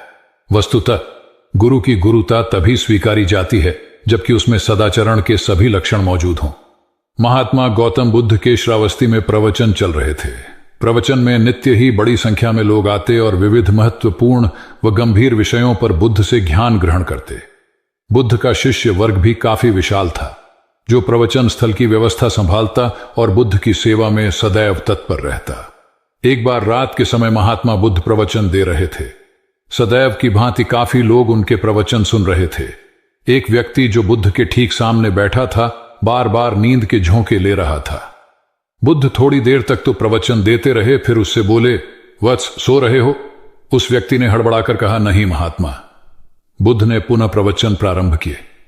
वह व्यक्ति फिर ऊँघने लगा। महात्मा ने फिर वही प्रश्न दोहराया और उसने फिर अचकचाकर नहीं महात्मा कहा। ऐसा लगभग 8-10 बार हो गया। कुछ देर बाद बुद्ध ने उससे पूछा, वत्स, जीवित हो? हर बार की तरह इस बार भी उसने कहा, नहीं महात्मा। यह सुनकर उपस्थित श्रोताओं में हंसी की लहर दौड़ गई और वह व्यक्ति पूर्णतः चैतन्य हो गया। तब बुद्ध गंभीर होकर बोले, वत्स, निद्रा में तुम्हारे मुख से सही उत्तर मिल ही गया। जो निद्रा में है वह मृतक समान ही है। महात्मा बुद्ध का संकेत था कि गुरु से ज्ञान ग्रहण करते वक्त सजगता अत्यंत आवश्यक है। गाफिल रहने की स्थिति में ज्ञान की प्राप्ति पूर्ण नहीं होती और अधकचरा ज्ञान सदैव खतरनाक साबित होता है। कथा सिद्धार्थ के जीवन के उस दौर की है जब वे बुद्धत्व को प्राप्त नहीं हुए थे और निरंजना नदी के तटीय वनों में वृक्ष के नीचे ध्यान करते थे। सिद्धार्थ प्रतिदिन ध्यान करने के बाद पास के किसी गांव में चले जाते और भिक्षा मांगकर लौट आते। कुछ दिनों के बाद उन्होंने भिक्षाटन पर जाना बंद कर दिया, क्योंकि एक गांव के प्रधान की छोटी बेटी सुजाता उनके लिए नित्य भोजन लाने लगी। सिद्धार्थ को वह बड़े स्नेह से भोजन कराती थी।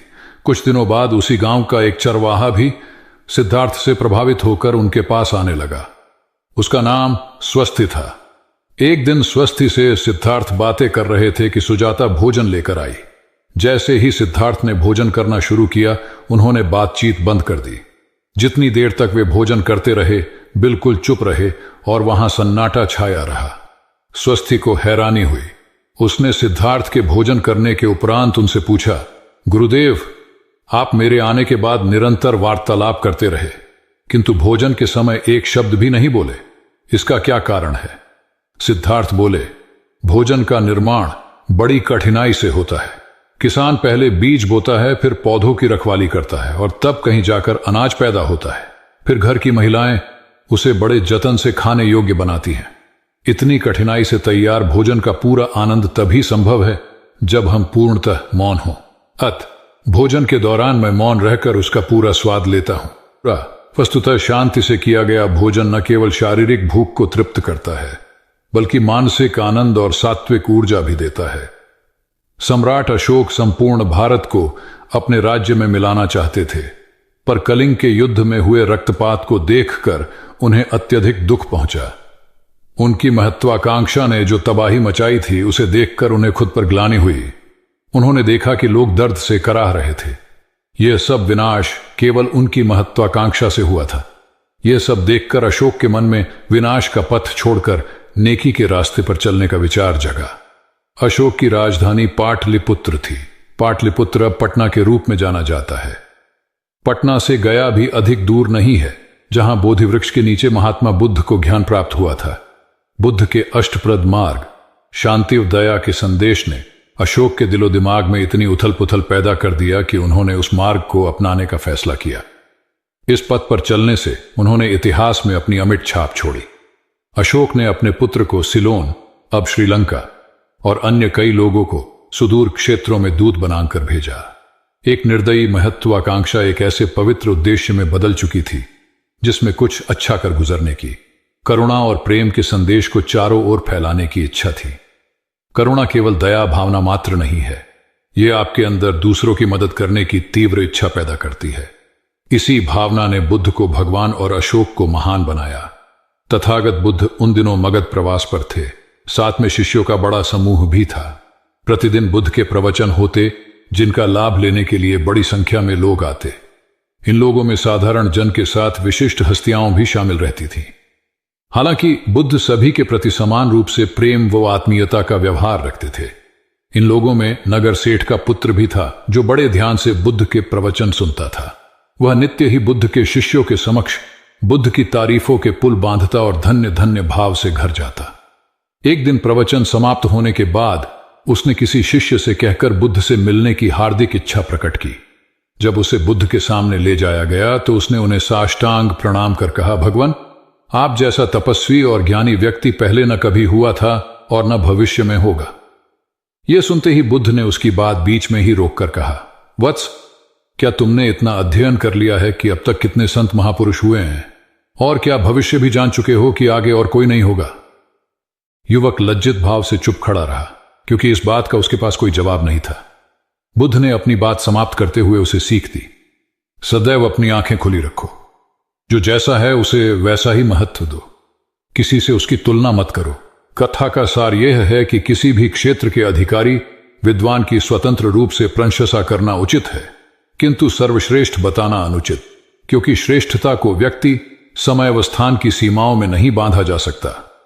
आनंद भगवान बुद्ध के प्रमुख व प्रिय शिष्य थे।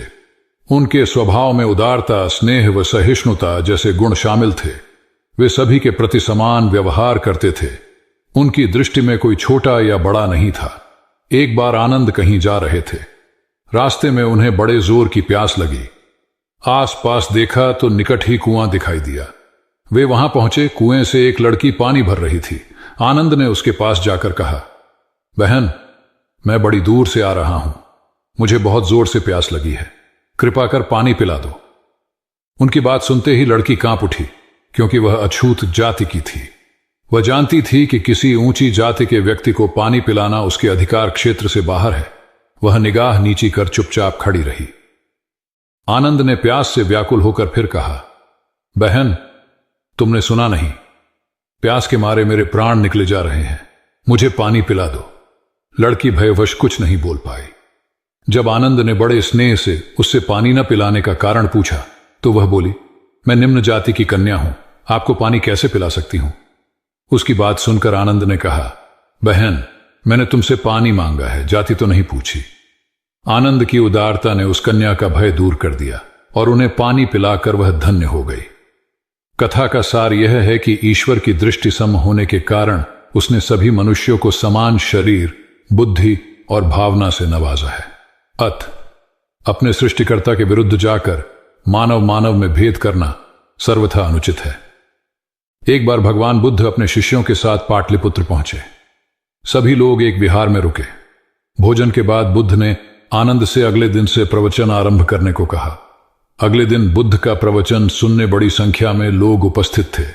बुद्ध प्रवचन देने के बाद लोगों से मिलते, उनकी समस्याएं सुनते और नेक सलाह देते। एक दिन प्रवचन के समय बुद्ध के शिष्य आनंद ने उनसे पूछा, भंते, आपके सामने हजारों लोग बैठे हैं, बताइए कि इनमें सबसे सुखी कौन है? बुद्ध ने एक विहंगम दृष्टि भीड़ पर डालते हुए कहा, वह देखो, सबसे पीछे एक दुबला पतला फटे वस्त्र पहने जो आदमी बैठा है, वह सर्वाधिक सुखी है।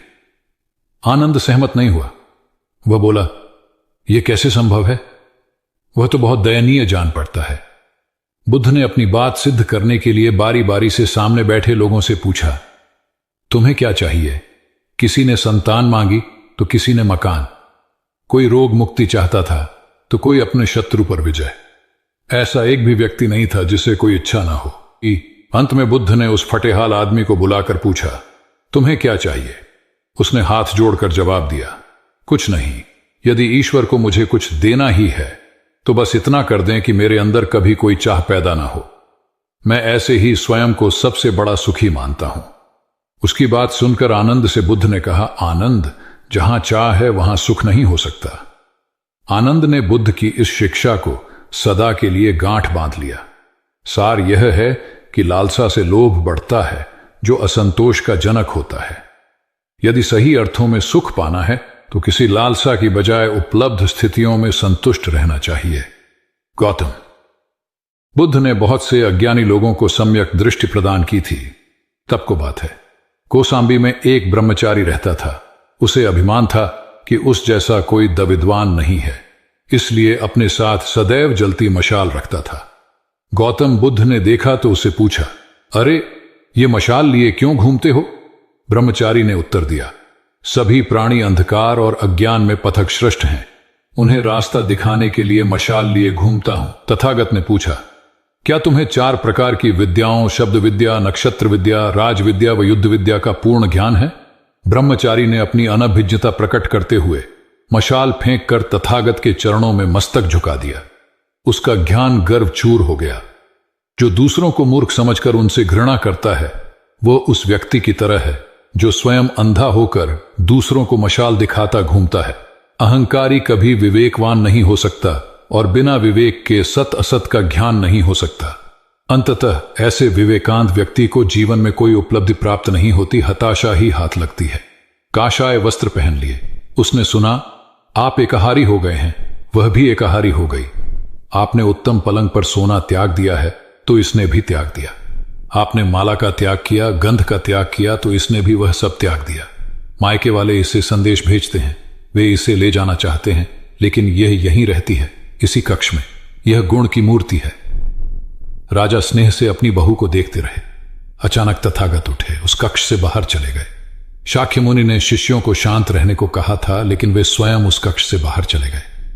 मैं हमेशा सोचता हूं उस पल क्या हुआ होगा, उनके मन के भीतर कैसे कैसे विचार उठते होंगे। क्या संबोधि एक लघु क्षण होता है या दीर्घ क्षण? क्या संबोधि एक अनंत अभ्यास है? क्या संयम उसका गरुड़यान है? धम्मपद का 13वां श्लोक बार बार याद आता है। यथागारम दुछेन बुट्टी समति विभजति एवं अभावितम चित्तम राघो समति विभजति। घर की छत मजबूत ना हो, सही तरह से उसे घास फूस से ढका ना गया हो, तो बरसात के दिनों में उसमें से पानी रिसता है, घर भर में फैल जाता है। उसी तरह ध्यान और एकाग्रता हमारे व्यक्तित्व की छत है। गौतम बुद्ध एक बार अपने शिष्यों के साथ प्रवास पर निकले। एक नगर से दूसरे नगर तक जाने की राह में वन पड़ता था। वन क्षेत्र में प्रवेश करने के साथ ही कुछ दूर चलने पर बुद्ध एक जगह रुक गए। पीछे आ रहे शिष्यों का समूह भी उन्हें देख उसी स्थान पर रुका, लेकिन वहां रुके रहना शिष्यों के लिए मुश्किल हो गया, क्योंकि सामने एक क्षत विक्षत शव पड़ा था और उसकी दुर्गंध वातावरण में फैल रही थी। शिष्यों ने अपने वस्त्र से नाक बंद कर ली, लेकिन बुद्ध शव की ओर टकटकी लगाए देखते रहे। एक शिष्य ने साहस कर विनम्रता पूर्वक गौतम बुद्ध से अनुरोध किया, भगवान, यहां से शीघ्र चलना ही उचित होगा।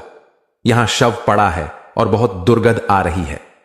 बुद्ध मुस्कुराए और शिष्यों की ओर उन्मुख होते हुए बोले, बताइए, इस सब में सौंदर्य दिखाई देता है? शिष्यों ने कहा, भगवान, यह कैसा प्रश्न है? सौंदर्य और शव में? जीवन था तब तक सौंदर्य, अब तो सब समाप्त हो गया। बुद्ध ने शव की ओर इशारा करके बताया, देखो, जब कभी यह व्यक्ति जीवित रहा होगा, इसकी दंत पंक्तियां अद्वितीय रही होंगी। मृत्यु के बाद भी इसके दंत देखकर यही साबित होता है।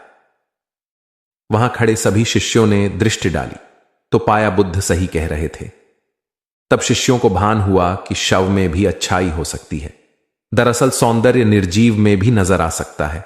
केवल शर्त यह है कि दृष्टि बुद्ध के समान बुराई में भी अच्छाई देखने वाली होनी चाहिए। गुलाब की एक शाखा में फूल की तुलना में कांटे ही अधिक होते हैं, पर हम फूल चुनते हैं, कांटे नहीं। ठीक इसी तरह किसी में 100 बुराइयां नहीं, अच्छाई देखनी चाहिए। प्राचीन सियालकोट में एक बार बौद्धों का बहुत बड़ा भिक्षु संघ आया। इस संघ को एक ऐसे वेद पाठी ब्राह्मण के विषय में झांत हुआ जो इतना रूढ़िवादी था कि किसी अवैदिक पंडित की छाया भी स्वयं पर नहीं पड़ने देता था। उसे सुधारने का बीड़ा एक भिक्षु ने उठाया।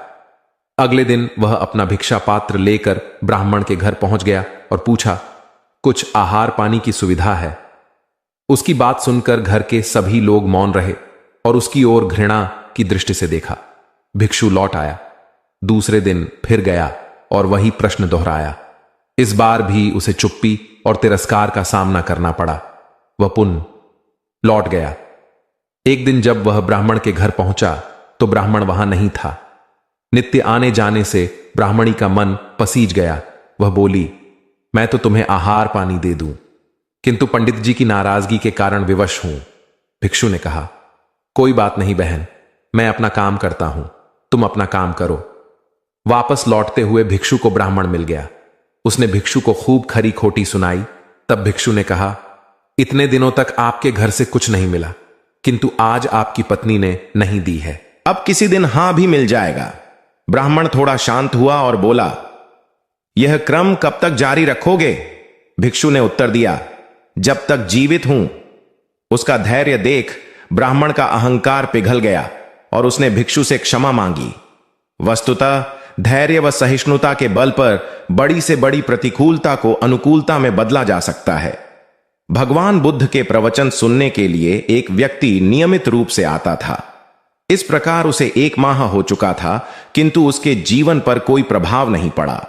भगवान बुद्ध उपदेश में कहते थे कि धर्म पर चलो, अपने जीवन से राग द्वेष को दूर करो, काम क्रोध लोभ मोह और अहंकार से सदा दूर रहो।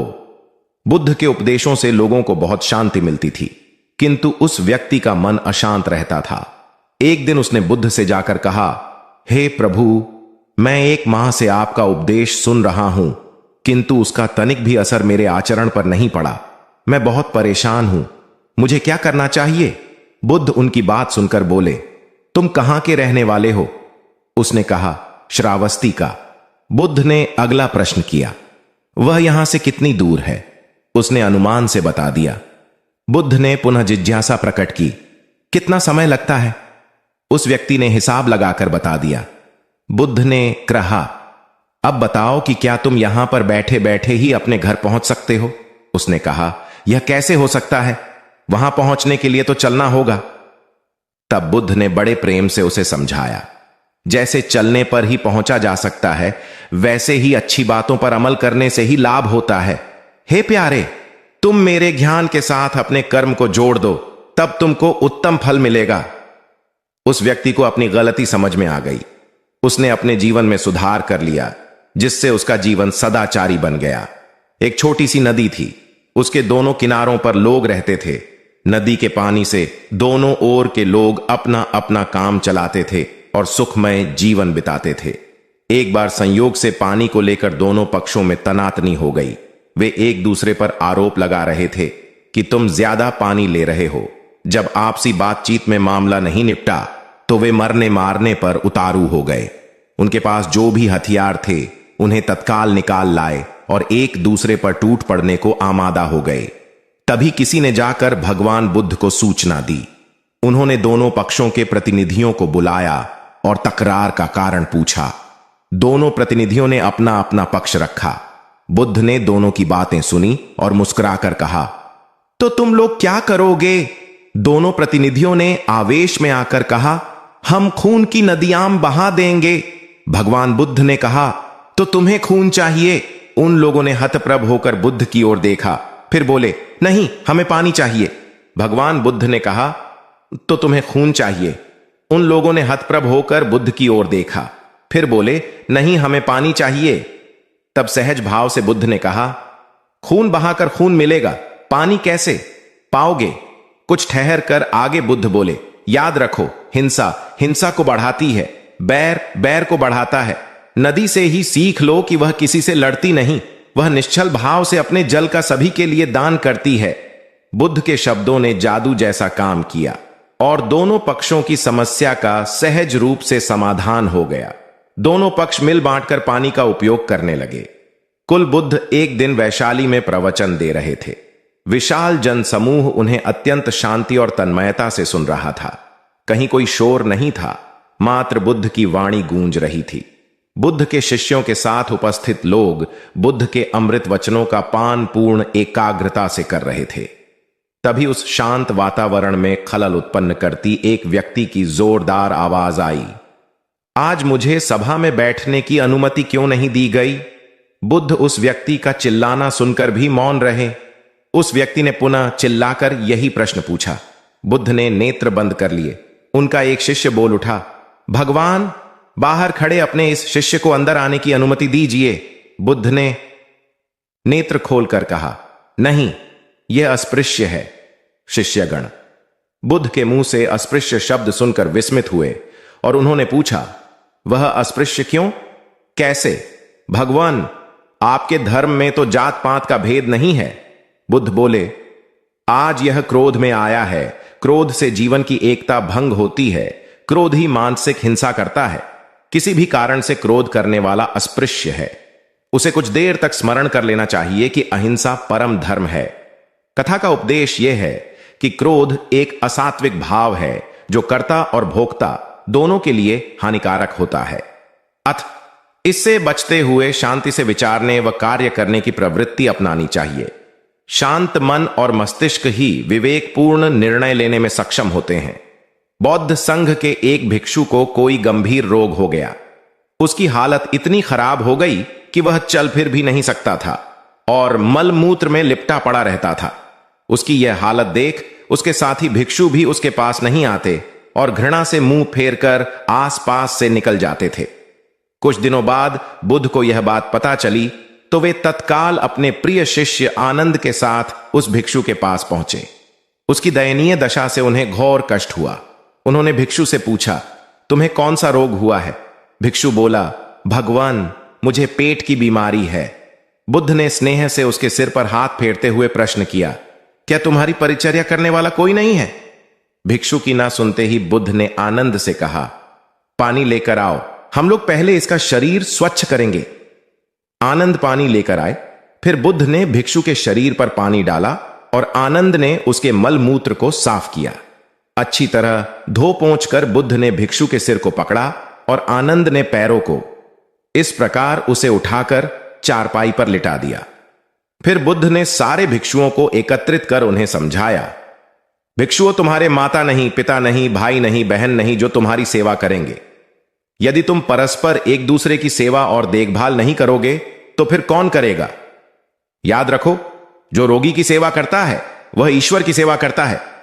दीनहीन के प्रति करुणा व सेवा का भाव इस जगत को बुद्ध का सबसे बड़ा संदेश है जो प्रत्येक देश, काल, परिस्थिति में प्रासंगिक है। गौतम सिद्धार्थ बुद्धत्व प्राप्त करके महात्मा बुद्ध बन गए। सत्य, अहिंसा और दया की मूर्ति बुद्ध अपने शिष्यों के साथ एक गांव में पहुंचे। कुछ अज्ञानी लोग उनके विरोधी थे। वे बुद्ध को अपशब्द कहने लगे। बुद्ध के शिष्यों को बहुत बुरा लगा, मगर बुद्ध ने उन्हें समझाया, ये लोग तो केवल अपशब्द ही कह रहे हैं। अगर ये पत्थर भी मार रहे होते तो भी मैं कहता कि मारने दो। मैं जानता हूं कि ये लोग कुछ कहना चाहते हैं, लेकिन क्रोध के मारे वह कह नहीं पा रहे हैं। 10 साल पहले यदि यही लोग मुझे गाली देते तो मैं इन्हें भी गाली देता, लेकिन अब तो लेन देन से मुक्ति मिल चुकी है। क्रोध से अपशब्द निकलते हैं। यहां तो क्रोध भवन कब का ढह चुका है। अपशब्द कहने वाले बड़ी मुश्किल में पड़ गए। तभी बुद्ध ने अपने शिष्यों से पूछा, इस गांव में कुछ लोग अपशब्द कह रहे हैं, इन्हें बताओ कि वहां के लोग फल और मिठाइयां लेकर आए थे। बुद्ध ने पूछा, फिर मैंने क्या किया था? शिष्यों ने बताया, आपने सारे फल और मिठाइयां यह कहकर वापस कर दी कि अब लेने वाला विदा हो चुका है, इन्हें वापस ले जाओ। आपने कहा था कि 10 साल पहले आते तो मैं सारे उपहार ले लेता। बुद्ध ने पूछा, फिर उन लोगों ने मिठाइयों का क्या किया होगा? शिष्यों ने बताया, गांव में बांट दी होगी। बुद्ध बोले, उन लोगों ने मिठाइयां गांव में बांट दी, लेकिन मैं उन लोगों से कहूंगा कि अपशब्द में न बांटें। बुद्ध फिर बोले, ये लोग अपशब्दों के थाल सजाकर लाए हैं, लेकिन ये गलत आदमी के पास आ गए हैं। ये मुझसे क्रोध नहीं करवा सकते। ठीक खूंटी की तरह जो किसी को नहीं टांगती, लोग उस पर वस्त्र टांग देते हैं। एक बार जैतवन के सभी ग्रामवासी भगवान बुद्ध के दर्शन करने और उपदेश सुनने के लिए एकत्र हुए। उस समय महाकश्यप, मौदगल्यायन, सारिपुत्र, चुंद और देवदत्त जैसे प्रबुद्ध जन बुद्ध के साथ धर्म विषय गंभीर चर्चा में तन्मय थे। ग्रामवासी थोड़ा ठिठक कर खड़े हो गए, क्योंकि इतने ज्ञानी जनों के बीच उन सभी को असहज सा महसूस हो रहा था।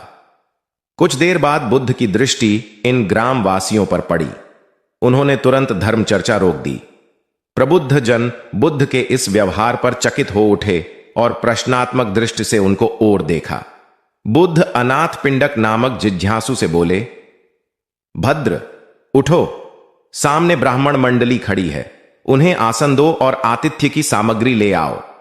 अनाथ पिंडक ने पीछे मुड़कर देखा तो उसे ब्राह्मण मंडली तो कहीं नहीं दिखी। मैले कुचैले या फटे वस्त्रों में खड़े ग्रामवासियों का झुंड दिखाई दिया।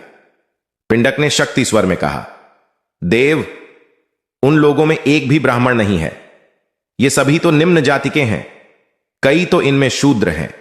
बुद्ध गंभीर होकर बोले, पिंडक, जो व्यक्ति सदा श्रद्धावान है वह ब्राह्मण ही है। ये लोग प्रयोजन के लिए भावयुक्त होकर आए हैं, इसलिए इस समय तो ये ब्राह्मण ही हैं। अत तुम इनका समुचित सत्कार करो। कथा का इंगित यह है कि व्यक्ति जन्म से नहीं, कर्म से ब्राह्मण होता है। जो सद्गुणी हो और सत्कर्मी हो वे शूद्र जाति में जन्मने के बावजूद ब्राह्मण हैं तथा उसी रूप में उनका आदर किया जाना चाहिए। यदि जीवन का संतुलन बिगड़ा और थकान आई तो समझ लीजिए कि बीमारी आई, और यदि वापस ऊर्जा अर्जित करने के लिए विश्राम किया जा रहा है तो ऐसी थकान वरदान भी साबित हो सकती है। इन दिनों जिस तरह की हमारी जीवन शैली है, इसमें असंतुलन बहुत अधिक है। सुबह उठने से लेकर रात को सोने तक शरीर की कुछ नियमित क्रियाएं हैं, आदमी उसे भूल गया है। गौतम बुद्ध बहुत काम करते पर कभी थकते नहीं थे। आज भी कई साधु संत उतना ही परिश्रम कर रहे हैं जितना एक कॉर्पोरेट जगत का सफल व्यक्ति करता है, और जब वे रात को सोते हैं तो पूरी बेफिक्री के साथ। बुद्ध से उनके शिष्यों ने एक बार पूछा था, आप थकते नहीं? बुद्ध का उत्तर था, जब मैं कुछ करता ही नहीं तो थकूंगा कैसे? बात सुनने में अजीब लगती है लेकिन है बड़ी गहरी। अध्यात्म ने इसे साक्षी भाव कहा है। स्वयं को करते हुए देखना, यह वह स्थिति होती है जब तन सक्रिय और मन विश्राम की मुद्रा में होता है। आज ज्यादातर लोग असमय, अकारण थक जाते हैं, जिसका एक बड़ा कारण असंतुलित जीवन है। एक होता है थकान को महसूस करना और दूसरा है स्वाभाविक थकान। जिस समय आपकी रुचियों, इच्छाओं और मूल स्वभाव में धीमापन आने लगे, अकारण चिड़चिड़ाहट हो जाए, समझ लें कि यह थकान बीमारी है। इसलिए प्रतिदिन योग, प्राणायाम और ध्यान करें। ये क्रियाएं अपने आप में एक विश्राम है। करने वाला कोई और है, हम तो महज उसके हाथों की कठपुतली हैं। महात्मा बुद्ध का उपदेश। दाता दाता चले गए, रह गए अब कंजूस। दान मान समझे नहीं, लड़ने को तजबूत। एक बार प्रदेश में अकाल पड़ा। यह देखकर गौतम बुद्ध को बड़ा दुख हुआ। उन्होंने लोगों से कहा कि बहुत से लोग अन्न और वस्त्र के लिए तरस रहे हैं। उनकी सहायता करना हर मनुष्य का धर्म है। आप लोगों से जो कुछ बने वह दान करें। बुद्ध का उपदेश सुनकर सब लोग बिना दिए अपने अपने घर चले गए।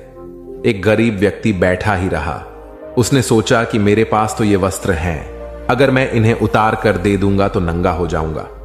उसने फिर से सोचा कि मनुष्य बिना वस्त्र के पैदा होता है और बिना वस्त्र के ही चला जाता है। न जाने कितने साधु सन्यासी बिना वस्त्र के रहते हैं, फिर मैं बिना वस्त्र के क्यों नहीं रह सकता? उसने अपने वस्त्र उतार कर बुद्ध को दे दिए। भगवान बुद्ध ने उसे आशीर्वाद दिया। वह प्रसन्न होकर घर की ओर चल पड़ा।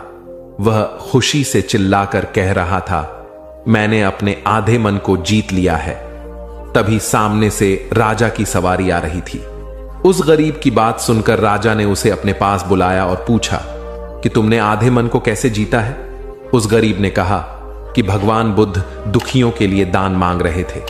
यह सुनकर मैंने अपने वस्त्र उतार दिए। पहले तो मेरे मन ने इनकार किया, फिर मैंने उसे समझाया कि मनुष्य बिना वस्त्र के पैदा होता है और मृत्यु होने पर साथ में कुछ भी नहीं जाता। राजा उसकी बात से बड़ा प्रसन्न हुआ। उसने मोतियों का हार और कीमती वस्त्र उसे दिए। उसने वह सब ले जाकर भगवान बुद्ध के चरणों में रख दिए। बुद्ध ने उसे हृदय से लगाते हुए कहा, जो दूसरों के लिए अपना सब कुछ दे देता है उसकी बराबरी कोई नहीं कर सकता। बुद्ध ने बालक को समझाया। गौतम बुद्ध ने समझाया, ज्ञानी आदमी कैसे अपने ऊपर शासन करना जानता है। एक लड़का बहुत चतुर था।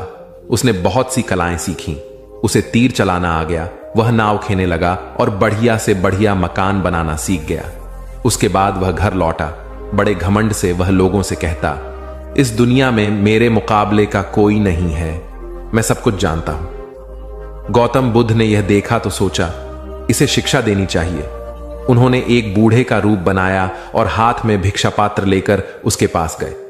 लड़के ने पूछा, तुम कौन हो? बुद्ध ने कहा, मैं अपने मन को वश में रखने वाला एक आदमी हूं। उनकी बात लड़के को समझ में नहीं आई। उसने कहा, आपका मतलब? बुद्ध बोले, कोई आदमी तीर चलाना जानता है, कोई नाव खेना जानता है, कोई घर बनाना जानता है, लेकिन ज्ञानी आदमी अपने ऊपर शासन करना जानता है। लड़का बुद्ध के इतने कहने पर भी कुछ न समझ सका। उनसे फिर पूछा, अपने ऊपर शासन करना क्या होता है? बुद्ध ने कहा, अगर कोई उसकी प्रशंसा करे तो वह खुशी से नहीं फूलता, निंदा करे तो दुखी नहीं होता। इस तरह उसका मन उसके वश में रहता है। ऐसा आदमी किसी चीज या हुनर का अभिमान नहीं करता। बुद्ध की बात का उस लड़के पर ऐसा असर हुआ कि उस दिन से उसने डींग हाँकना बंद कर दिया। बुद्ध का शिष्य। महाभारत में बताया गया है कि भीष्म पितामह को इच्छा मृत्यु का वरदान प्राप्त था, अर्थात वे स्वयं जब तक मृत्यु का आह्वान न करें, काल उनके पास भी नहीं भटक सकता था। इसी तरह अमरता को लेकर अनेक कथाएं प्रचलित हैं। महात्मा बुद्ध अपने शिष्यों के साथ भिक्षाटन पर जा रहे थे। रास्ते में शिष्यों ने एक पौधे की तरफ इशारा करते हुए पूछा, भंते, इस पौधे की उम्र क्या है? बुद्ध ने बताया कि यह अमर वृक्ष है, इसकी उम्र अंतहीन है। तभी एक शिष्य ने उस वृक्ष को जड़ से उखाड़ फेंक दिया और बुद्ध से बोला, गुरुवर, मैंने उसे एक ही पल में उखाड़ कर समाप्त कर दिया। बुद्ध मुस्कुराए और निशब्द आगे बढ़ गए। महीनों बाद जब चातुर्मास बिताकर वे उसी रास्ते से लौटे तो सभी ने उस पौधे को वापस हरा भरा देखा। वृक्ष को उखाड़ने वाले शिष्य ने पूछा, तथागत, आपको इस पौधे की अनश्वरता का कैसे पता चला? बुद्ध ने उत्तर दिया, मैं इस नन्हे से पौधे की अनंत जिजीविषा को जानता था।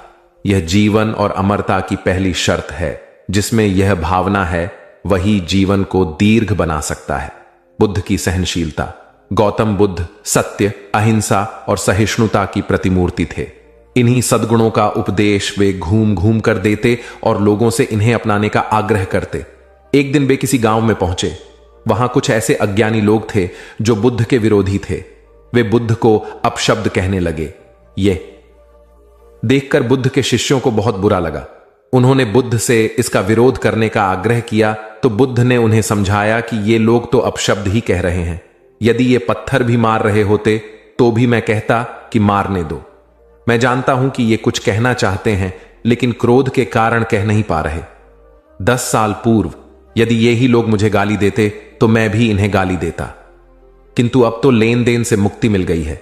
क्रोध से अपशब्द निकलते हैं। यहां तो क्रोध भवन कब का ढह चुका है। बुद्ध के विचार सुनकर अपशब्द कहने वाले हैरान रह गए।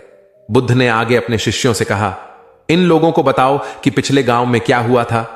शिष्यों ने बताया, वहां के लोग फल व मिठाइयां लेकर आए थे और आपने यह कहकर वे चीजें लौटा दी कि अब लेने वाला विदा हो चुका है। 10 साल पहले आते तो मैं ये सभी उपहार ले लेता। बुद्ध बोले, उन लोगों ने मिठाइयां गांव में बांट दी, लेकिन आप ये अपशब्द गांव में न बांटे। आप मुझे क्रोध नहीं दिला सकते। ठीक उस खूंटी की तरह जो किसी को नहीं टांगती, लोग उस पर वस्त्र अवश्य टांग देते हैं। कथा का सार यह है कि साक्षी भाव सच्चे संत की पहचान है। जो अच्छे बुरे, लाभ हानि, अंपना पराया के संकीर्ण भाव से मुक्त हो जाता है, उसे ही संतत्व की प्राप्ति होती है। मगध राज्य का राजकुमार श्रोण बेहद उद्दंड था। उसको दूसरों के अपमान में आनंद की अनुभूति होती थी। दूसरों को अपमानित करने में वह उम्र का ख्याल भी नहीं करता था। जब माता पिता उसकी हरकतों से बहुत परेशान हो गए तो उन्होंने अपने महल में भगवान बुद्ध को आमंत्रित किया। बुद्ध जब महल में आए तो उन्होंने राजकुमार के विषय में सभी बातें सुनी। उन्होंने राजा से राजकुमार को प्रवचन में लाने के लिए कहा। श्रोण अपने पिता के साथ आया और प्रवचन की समाप्ति पर वह बुद्ध के चरणों में लौट गया। बुद्ध के वचनों से प्रभावित होकर वह बौद्ध धर्म में दीक्षित हो गया। उसका जीवन पूर्णतः बदल गया। कुछ समय बाद उसने प्रायश्चित्त करने के लिए अन्न जल का त्याग कर दिया।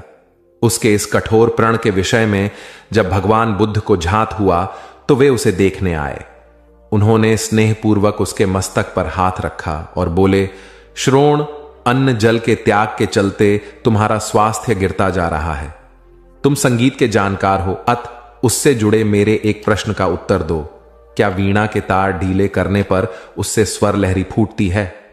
श्रोण ने जवाब दिया, नहीं भगवानु। बुद्ध ने पुनः प्रश्न किया, तब तो तारों को खूब कसना पड़ता होगा? श्रोण बोला, नहीं, अधिक कसने से तार टूट सकते हैं।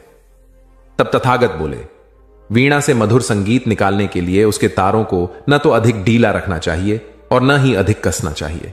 इसी प्रकार हमारा जीवन भी एक वीणा की तरह ही है, जिसे भली भांति चलाने के लिए सभी वस्तुओं का पूर्ण त्याग उचित नहीं है। श्रोण ने कठोर प्रतिज्ञा से मुक्ति ले ली और सहज जीवन जीने लगा। यह कथा जीवन को नैसर्गिक तरीके से जीने पर बल देती है, जिसमें उचित आवश्यकताओं की पूर्ति और अतिरिक्त इच्छाओं पर नियंत्रण का संदेश शामिल है। यदि जीवन को आवश्यकता, पूर्ति और संयम के संयम से संचालित किया जाए तो परम शांति प्रदायक होता है। गौतम बुद्ध को उनके अनुयायी यदि स्नेह से कहीं बुलाते तो वे अवश्य जाते। फिर जब बुद्ध पहुंचते तो श्रोताओं की भारी भीड़ उमड़ पड़ती। बुद्ध के वचनों में जो अमृतत्व होता था उसका पान करना सभी को प्रीतिकर लगता था। उनके उपदेशों में ऐसा कुछ अवश्य होता था जिससे गंभीर समस्याएं सुलझ जाती और कुछ न कुछ सार्थक भी प्राप्त होता। एक गरीब किसान गौतम बुद्ध का बहुत बड़ा भक्त था। एक दिन वह बुद्ध के पास आया और अपने गांव आने का आग्रह किया। बुद्ध उसके गांव पहुंचे तो सारा गांव उन्हें देखने व सुनने के लिए उमड़ पड़ा, किंतु वह किसान नहीं आया। हुआ यह कि उसी दिन किसान के बैलों की जोड़ी कहीं खो गई। किसान इस दुविधा में रहा कि बुद्ध का प्रवचन सुने या अपने बैलों को खोजे। काफी सोचने के बाद उसने अपने बैलों को खोजने का निर्णय किया। घंटों भटकने के बाद बैल मिले। थका हारा किसान घर आया और भोजन कर सो गया। अगले दिन वह अति संकोच से क्षमा प्रार्थी बन बुद्ध के पास पहुंचा तो वे बड़े स्नेह से बोले, मेरी दृष्टि में यह किसान मेरा सच्चा अनुयायी है। इसने उपदेश से अधिक महत्व कर्म को दिया। यदि यह कल बैलों को न ढूंढते हुए उपदेश सुनता तो मेरी बातें इसकी समझ में नहीं आती, क्योंकि मन बैलों में अटका रहता। इसने कर्म को महत्व देकर प्रशंसनीय काम किया। सार यह है कि हम जहां जिस भूमिका में हों उसका ईमानदारी से निर्वाह करें। यही सच्ची आध्यात्मिकता है, क्योंकि प्रत्येक धर्म कर्म को ही सर्वोपरि महत्व देता है। गौतम बुद्ध को उनके अनुयायी यदि स्नेह से कहीं बुलाते तो वे अवश्य जाते। फिर जब बुद्ध पहुंचते तो श्रोताओं की भारी भीड़ उमड़ पड़ती। बुद्ध के वचनों में जो अमृतत्व होता था उसका पान करना सभी को प्रीतिकर लगता था। उनके उपदेशों में ऐसा कुछ अवश्य होता था जिससे गंभीर समस्याएं सुलझ जाती और कुछ न कुछ सार्थक भी प्राप्त हो। सार यह है कि हम जहां जिस भूमिका में हो उसका ईमानदारी से निर्वाह करें। यही सच्ची आध्यात्मिकता है, क्योंकि प्रत्येक धर्म कर्म को ही सर्वोपरि महत्व देता है। गौतम बुद्ध के पास उनका प्रिय शिष्य पूर्ण पहुंचा। बुद्ध ध्यानावस्था में बैठे थे। पूर्ण के पहुंचने पर उन्होंने आंखें थोड़ी सी खोली और पूर्ण से आने का कारण पूछा तो उसने कहा, मैं धर्म प्रचार के लिए जाना चाहता हूं, आपकी आज्ञा चाहिए। बुद्ध मुस्कुराए और कहा कि पूर्ण, धर्म की राह बहुत मुश्किल है। तुम लोगों को अच्छी बातें बताने जाओगे और लोग तुम पर नाराज होंगे। हो सकता है कि अपशब्द भी कहे। इस पर पूर्ण ने कहा, कोई बात नहीं, मैं यह सोचकर उनकी बातों पर ध्यान नहीं दूंगा कि उन्होंने अपशब्द ही कहे, पिटाई तो नहीं की। बुद्ध बोले, हो सकता है कि कुछ लोग हाथ उठा दें। पूर्ण ने कहा, तब मैं यह सोचकर उन्हें क्षमा कर दूंगा कि उन्होंने मुझ पर शस्त्रों से प्रहार तो नहीं किया। बुद्ध फिर बोले, हे पूर्ण, हो सकता है कि कुछ लोग तुम पर शस्त्रों का भी उपयोग करें। पूर्ण ने उत्तर दिया, तब मैं यह सोचकर उनके प्रति कोई प्रतिकार की भावना नहीं रखूंगा कि उन्होंने मुझे मारा, पर जान से तो नहीं मार डाला। मुझे जीवित छोड़ दिया। बुद्ध ने फिर कहा, और यदि तुम्हारे प्राण ही ले लिए तब? पूर्ण ने तत्क्षण सिर झुकाकर कहा, तब मैं उनका आभारी रहूंगा कि उन्होंने धर्म के मार्ग पर मेरे प्राणों का उत्सर्ग करने में मेरी सहायता की। मैं उनके प्रति कृतज्ञ रहूंगा। तब बुद्ध ने आंखें खोली और आशीर्वाद देकर अनुमति दी तथा पूर्ण से कहा, अब तुम धर्म प्रचार करने के पात्र हो। जो किसी में भी कोई दोष न देखे वही सच्चा है। अच्छाई के मार्ग पर चलना बहुत मुश्किल काम है। जो इस राह पर चलता है उसके मार्ग में अनेक बाधाएं आती हैं, लेकिन जो व्यक्ति किसी में भी दोष न देखे वही बाधाओं को सहजता से पार कर अपने लक्ष्य को पूरा कर पाता है। एक बार गौतम बुद्ध जब वन से गुजर रहे थे, तब एक राक्षसी हाथ में तलवार लेकर प्रकट हुई और कहा, अरे बुद्ध, आज तुम्हारे प्रेम को मेरी घृणा के सामने झुकना ही पड़ेगा। आज तुम्हारे जीवन का अंतिम दिन है। बुद्ध ने मुस्कुराते हुए उत्तर दिया, मैं घृणा, उपहास और द्वेष के आगे नतमस्तक नहीं होऊंगा। मैं निंदा, प्रशंसा अथवा उपहास किसी से भी प्रभावित नहीं होता। तुम मुझसे इतनी घृणा करती हो, पर मैं तो तुमसे भी प्रेम करता हूं। राक्षसी ने पूछा, तुम मुझसे प्रेम क्यों करते हो? बुद्ध बोले, मैं तुम्हें मां का रूप देख रहा हूं और मां तो प्रेम का रूप होती है, उसमें हिंसा हो ही नहीं सकती। इतना सुनते ही राक्षसी के हाथ से तलवार गिर पड़ी। हे बुद्ध, तुम धन्य हो। इतना कहते ही बहदेवी में बदल गई और अंतर्धान हो गई। दरअसल जो लोग दूसरों से द्वेष करते हैं, अंत में एक दिन घृणा उन्हें नष्ट कर देती है। घृणा से घिरे हुए लोगों को एक दिन घृणा ले डूबती है। प्रेम सत्य के आवरण से ढका होता है। सत्य से जुड़ा हुआ व्यक्ति सदैव आनंद में जीता है। सत्य को केवल अपने तक सीमित मत रखो, उसे अपने कर्मों में ढालना होगा। सत्य रूपी गुलाब की खुशबू है कर्म। अपने कर्म को प्रेम और सत्य में डुबो कर करो। प्रेम और सत्य मनुष्य को विकास की ओर ले जाते हैं। ध्यान रहे कि ये दोनों मार्ग ईश्वर की ओर जाते हैं। इस मार्ग पर चलने वाले सहज में ही आनंद और शांति को पा लेते हैं।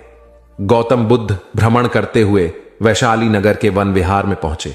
उनके आगमन का समाचार पूरे नगर में फैल गया। कुछ ही समय में मानो पूरा नगर उनके दर्शन के लिए उमड़ पड़ा। बड़े व्यापारी, शिक्षाविद, समाज सेवी, अधिकारी और राज परिवार से जुड़े कई वरिष्ठ भी वहां पहुंचे। सभी की भावना थी कि तथागत बुद्ध अपने शिष्यों सहित उनके निवास पर पहुंचे एवं भोज का आमंत्रण स्वीकारें। बुद्ध सभी के निवेदन को सुन रहे थे और स्वभावगत मुस्कान के साथ आमंत्रण का आभार व्यक्त कर रहे थे। तभी वैशाली की यात गणिका आम्रपाली भी वहां पहुंची। वह बुद्ध की शिक्षा से प्रेरित होकर बहुत पहले ही अपनी गणिका वृत्ति त्याग चुकी थी। उसने भी बुद्ध को भोजन का आमंत्रण दिया। बुद्ध ने तत्काल उसे स्वीकार किया और अगले दिन भिक्षुओं सहित उसके घर आने की सहमति दे दी। बुद्ध के एक शिष्य को यह बात अच्छी नहीं लगी कि इतने सारे वरिष्ठों के निवेदन के बावजूद बुद्ध ने आम्रपाली का आमंत्रण स्वीकारा। शिष्य की दृष्टि में आम्रपाली गणिका होने से घृणित कर्म से जुड़ी रही थी। जब सभी लोग चले गए तब शिष्य ने पूछा, भगवान, इतने लोगों ने आपको न्योता दिया, फिर आपने आम्रपाली का ही आमंत्रण क्यों स्वीकारा? बुद्ध ने कहा, माना वह गणिका थी, लेकिन पश्चाताप की अग्नि में तपकर वह निर्मल हो चुकी है। यदि कोई व्यक्ति इस निर्मलता को प्राप्त कर ले तो वह उनसे भी श्रेष्ठ हो जाता है जो ऐसे किसी घृणित कर्म में लीन न रहे हों। ऐसे व्यक्ति का आमंत्रण स्वीकारने में संकोच नहीं होना चाहिए। कोई व्यक्ति जब तक बुरे कामों में संलग्न रहता है तब तक उससे दूरी रहे तो ठीक है, लेकिन जो बुरे कामों को छोड़ दे उसे स्वीकार करने में संकोच नहीं करना चाहिए। इससे उसकी अच्छाई की ओर बढ़ने की भावना को बल मिलता है। गौ बुद्ध के जीवन की एक घटना है। उन्होंने नियम बना रखा था कि वे अपने संघ में स्त्रियों को स्थान नहीं देंगे। स्त्रियों के लिए भिक्षु होने की दीक्षा उन्होंने वर्जित कर रखी थी। एक समय गौतम बुद्ध एक गांव में ठहरे हुए थे। वहां महाप्रजापति गौतमी उनके पास पहुंची। उन्होंने बुद्ध से कहा, आप स्त्रियों को भी दीक्षा दें, किंतु बुद्ध ने अस्वीकार कर दिया। अनेक स्त्रियां इकट्ठी हुईं और उन्होंने विचार किया कि कैसे गौतम बुद्ध से स्वीकृति प्राप्त की जाए। स्त्रियों ने निर्णय लिया कि स्वयं सेविकाएं बनकर गौतम बुद्ध के समक्ष पहुंचा जाए। गौतमी ने अपने बाल काटे, भिक्षु के वस्त्र पहने और अनेक स्त्रियों के साथ बुद्ध के सामने पहुंच गई। उनकी यह मांग थी कि स्त्रियों को भी दीक्षा दी जाए। बुद्ध ने उनकी बात को स्वीकार नहीं किया। स्त्रियां निराश हुई। जब बुद्ध के एक शिष्य आनंद ने स्त्रियों को देखा, उनके पांव सूजे हुए थे, उन पर धूल चढ़ी हुई थी, उनकी आंखों से आंसू बह रहे थे। उन्होंने पूछा, क्या बात है? स्त्रियों ने कहा, बुद्ध उनके धर्म और नियम के अनुसार हमें भिक्षु होने की दीक्षा नहीं दे रहे हैं। जब आनंद ने व्यक्तिगत रूप से बुद्ध से निवेदन किया, बुद्ध को उन्होंने याद दिलाया, इस समय यह सामाजिक मान्यता है कि स्त्रियां मोक्ष की अधिकारी नहीं हैं, पुरुषों के मुकाबले निम्न हैं। तो क्या आप भी यह मानते हैं और इसलिए उन्हें दीक्षित नहीं कर रहे हैं? बुद्ध का उत्तर था, मुझे गलत न समझा जाए। मेरी मान्यता है कि पुरुष की तरह ही स्त्री भी निर्वाण प्राप्त कर सकती है, लेकिन मैं कुछ व्यावहारिक कारणों से स्त्रियों को संघ में शामिल करने और दीक्षा देने की स्वीकृति प्रदान नहीं कर रहा हूं। आनंद का उत्तर था, सिद्धांत और व्यवहार में परिवर्तन करना चाहिए। बुद्ध को बात जच गई और उन्होंने यह घोषणा की, जो स्त्रियां भिक्षु होना चाहेंगी उन्हें कुछ नियमों का पालन करना होगा। स्त्रियों ने स्वीकार किया और तब से स्त्रियां भी बौद्ध बनने लगीं।